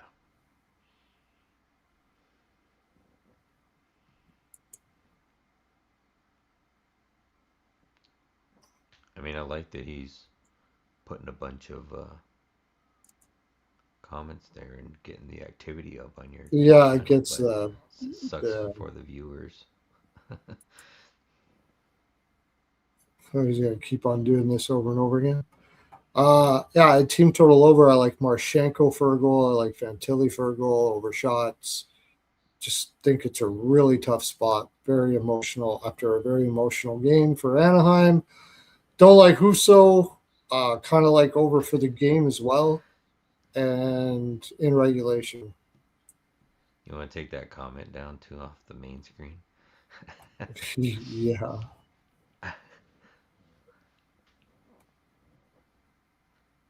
He's a have his K. money line stop. Okay.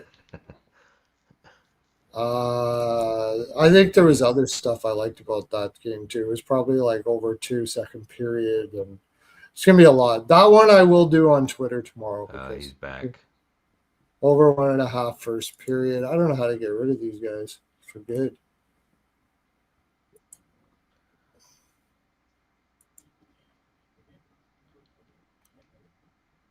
What's the next game? You know your good stuff when the trolls start showing up. Oh, okay, cool. Andrew I McGinnis is am. so. Yeah, that's hilarious. I don't think I'd ever get us. Vancouver versus the Rangers. It's been a jab over 2.5 shots on goal. Uh, I like Vancouver in the game, but what the fuck did I like? Oh yeah, I quick over saves. That was the biggest bet, right? You just mentioned that. Yeah, I like Hmm. Vancouver in the game. Um, And I'm gonna have Zibanejad to. props for being a healthy scratch. Oh, and Bium overshots, Bium points. I think he's going to keep on rolling there in Vancouver.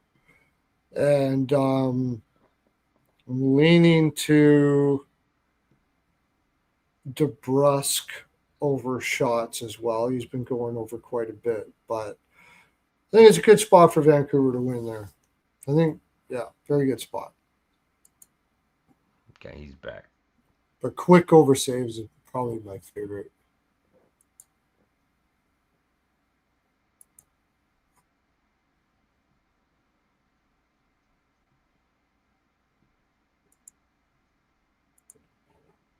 Okay, next game. Oh, of course, the big one. Haggled And over un- this one for quite some time. and unfortunately for me, I didn't come any to unconclusions, at least for right now. It's a complete pass for me. I'll see. It's going to be really hard to two goalies switching teams and both goalies not good. Like you would think that they both want to step up and prove each other's team wrong, but on the other hand, they're both kind of not haven't been in the greatest of forms, and it could be an over. So for me, it's you know what it's gonna be. It's gonna be a live game just to see how this game starts out and kind of get a good feel of which way it's going, and maybe take a live look at either a total or a side. Yeah, live betcast tomorrow night. Uh, Make sure you're checking it out. Go over to the Ice Guys, go over to patreon.com, Ice Guys at patreon.com, pay the $10, make yourself a whole whack load of Hrmes baskets for Christmas for all your friends and family. Right there, just like that. You don't take care of all your Christmas problems. Don't have enough money for Christmas? Take yourself a G out, bet their live bets, and then buy everybody Heine's. You're done. See how we fix things here at Pearls of Wisdom Industries? Simple, very simple. Okay, I like to draw here, and I'm going to do that. I'm going to do some fun plays. I like both goaltenders over saves. I'm going to parlay them together. And I'm going to play them individually. I don't know what the number is going to be for both yet, so don't get too excited. I may not do that. I kind of like the over first period here. Both teams have scored. It's minus 145, so maybe try to wait in game. But I think when you watch the show tomorrow, I have a feeling that is gonna be goal. Doesn't he have like goal in the first five? Goal in the first five is probably a good play here. One of these goaltenders shits the bed, you know, and then Yeah, they settle out. And so, like, you could play goal in first 10 and over 5.5. Goal in the first 10 of the period and over 5.5. You have a lot of fun with this game. Have a lot of fun. It's all about the frolic, my friend. Frolic and fun. And, you know, McDavid over 1.5 points, Crosby over 1.5 points, parlayed. Oh, just it's endless. Use your imagination.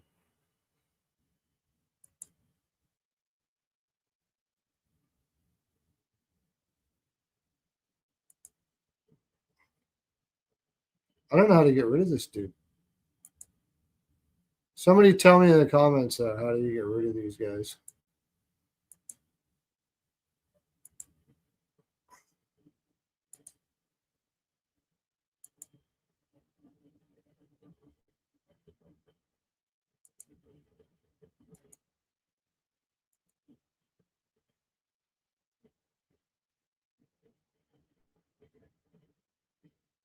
Your parents thought about abortion but chickened out. You were the weakest link. Goodbye. What the fuck was that about? Oh, I think they were talking to him. Oh, okay. It just never stops.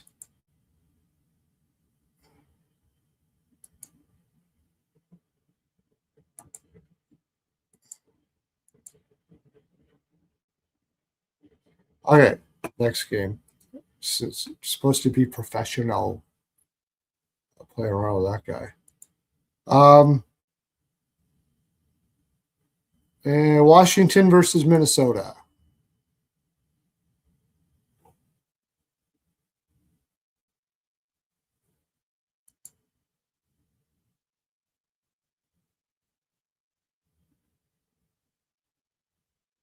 You can't hear you. You're muted. Oh yeah, I'm sorry, I was coughing a minute ago. Give Yeah. me Minnesota's money line. I like Minnesota here. You know what the odd thing is I remember saying that the line was going to continue to move. There's already been buyback. You can see as good as minus 118 on Minnesota. So I don't know if Really? we've gotten. Yeah, it was up to It's minus probably because 130 Gus is earlier. going to be in. Yeah, it could be because Gus is going to be in. It did show Wallstat on two of the three, but on one of them it did show Gus. So it could be Gus. Um, but yeah, I mean, regardless, even if it is Gus, I still like Minnesota's money line. You got a better defenseman out there, two better defensemen out there, or yeah, just better defensemen in general with uh, Hughes out there, and I just think they're going to play better in front of whatever goalies out there, and um, yeah, Minnesota money line.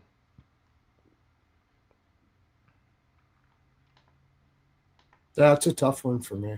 I don't know. I got a funny feeling about Washington in the spot coming off that shitty game, but I don't want to fade. I kind of like to draw, and I kind of like that Washington to win the first period, and Washington to win the first period. What the heck happened to all my comments now? Jesus. Washington to win the first period and um, Minnesota to win the game. I kind of like that parlay type stuff like that there. But until I know if it's Thompson or Lindgren, I'm going to have a hard time betting on this. It's just I just can't see Washington not fucking around in this game. Like I can't I don't remember a time when I've seen them. The only thing it was a look ahead for Washington, right? What was that? I'm sorry. There was a look ahead for Washington. Yep. Yeah, they have. I want to say it was.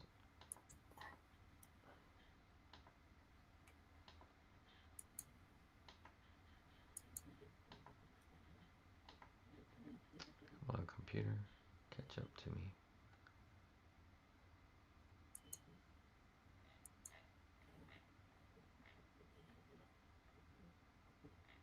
They have Toronto next. Oh yes. So it was kind of a look ahead. I lean Minnesota. I kind of like I like kind of like Washington first period, maybe over first period. If Lindgren's in, I like over 1.5 first period, and probably both teams to score because I just think Washington's going to come out balls out in that first period, and I think Minnesota could have a little bit of a letdown after all the hoopla with Hughes coming in and stuff like that. So apologize to anybody in the comments right now. That guy screwed me up. Now I can't even find you. It's in here for some reason. I don't know how it got there. And now I can't even delete the guy. Oh yeah, I was gonna say you have the comments on the screen now. Yeah, I can't even delete the guy. So, but we only have one more game after this. And I like Hughes. Just keep on taking Hughes over shots until he stops. Colorado versus Seattle. All I have written down in this game and is worth taking is probably Colorado team total over 3.5. Yeah, I do like that. I also like Seattle. I'm going to put 3 bets in. Uh, Seattle shutout. Seattle -1, which is basically the same as shutout. Uh, or and minus or no 1.5. So if they score 1, then you're all right, which will be big plus money. And Seattle team total under 2. So Seattle shutout, Seattle -1.5. So that's actually Colorado gets the shutout. So Seattle no goals, Seattle team total under 1.5, and Seattle team total under 2. I'm going to try all of that. I'm going to try Seattle no goals first period as well, and Colorado team total over. -1.5 is what, -115. I don't know if I'll get there. I think if you play those, you're getting better value out of everything here. This would be one I'm not sure I would take McKinnon over shots because I don't think he's going to be shooting like a son of a bitch here. As far as props, I don't know. There's not much. Anything funky could happen here. I'd probably look at the lower guys that might be doing well right now. They probably give them a little bit of a shot. It seems like Nelson scores in these nothing games all the time.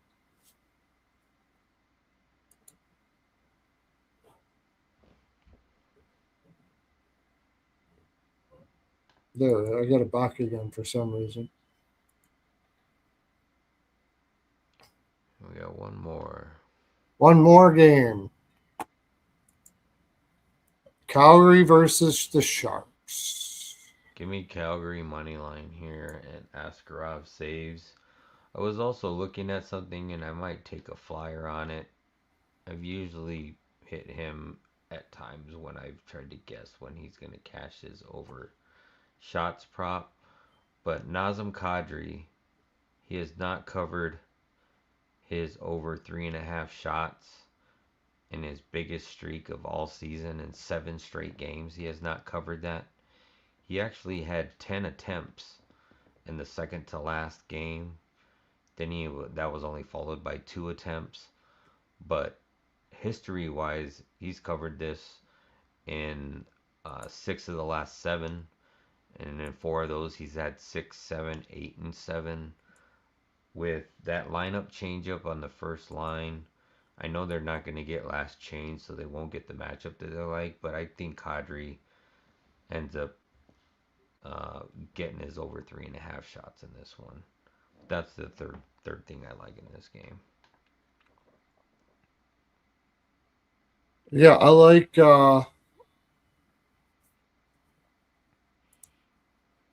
no goals in the first 5 and under 6.5. I love the Askarov.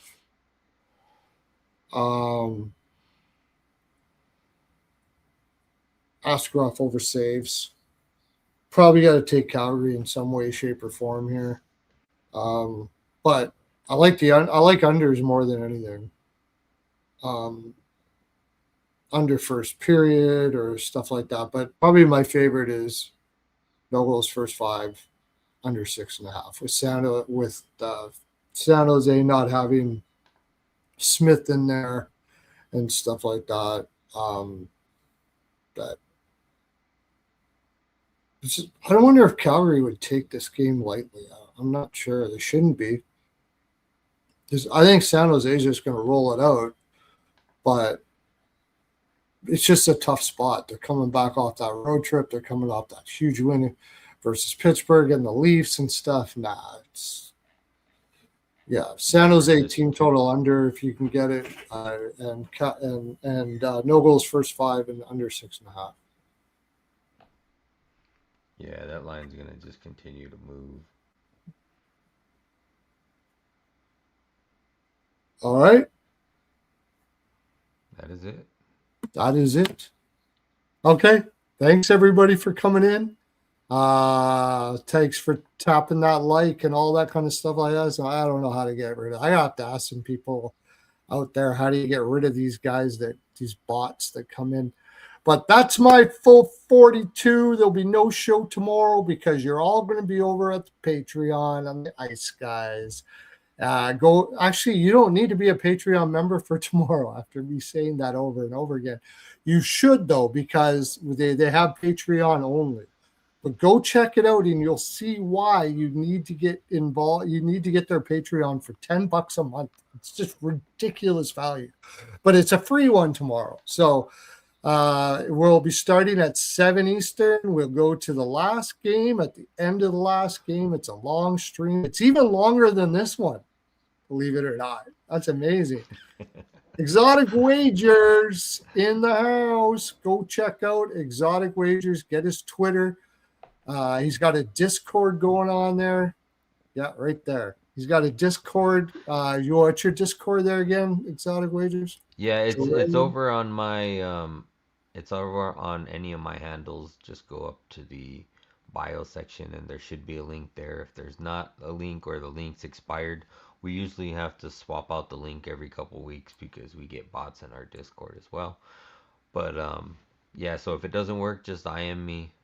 You can also email me at exoticwagers@outlook.com and I can get you the link over for the free Discord where you can get all of my actual plays that I put out. Awesome. And if you want to donate to the Chafety Fund, go to Tony's Picks. Steve Duncan is my stage name there. And at Tony's Picks, grab my best bet came in, $1 over 22.5 saves. Had a 5-unit play on that. That was my best bet over at Tony's Picks. And you can see what it is tomorrow. Pony up $25. I wouldn't play it all the time, but if you miss, you don't pay. You don't pay, and it's a nice little way to give back for all the hard work that Dre and I do. I sometimes miss naps for this show, if you can believe that. Like seriously, I'm not kidding. I really fucking do. I give my full 42 to you every day. It's all I got is 42, but the 42 I got, I give to you. See you Wednesday, unless you're going to be on the Betcast tomorrow, which you better be, my friends. I'm watching. Thanks, everyone. See you.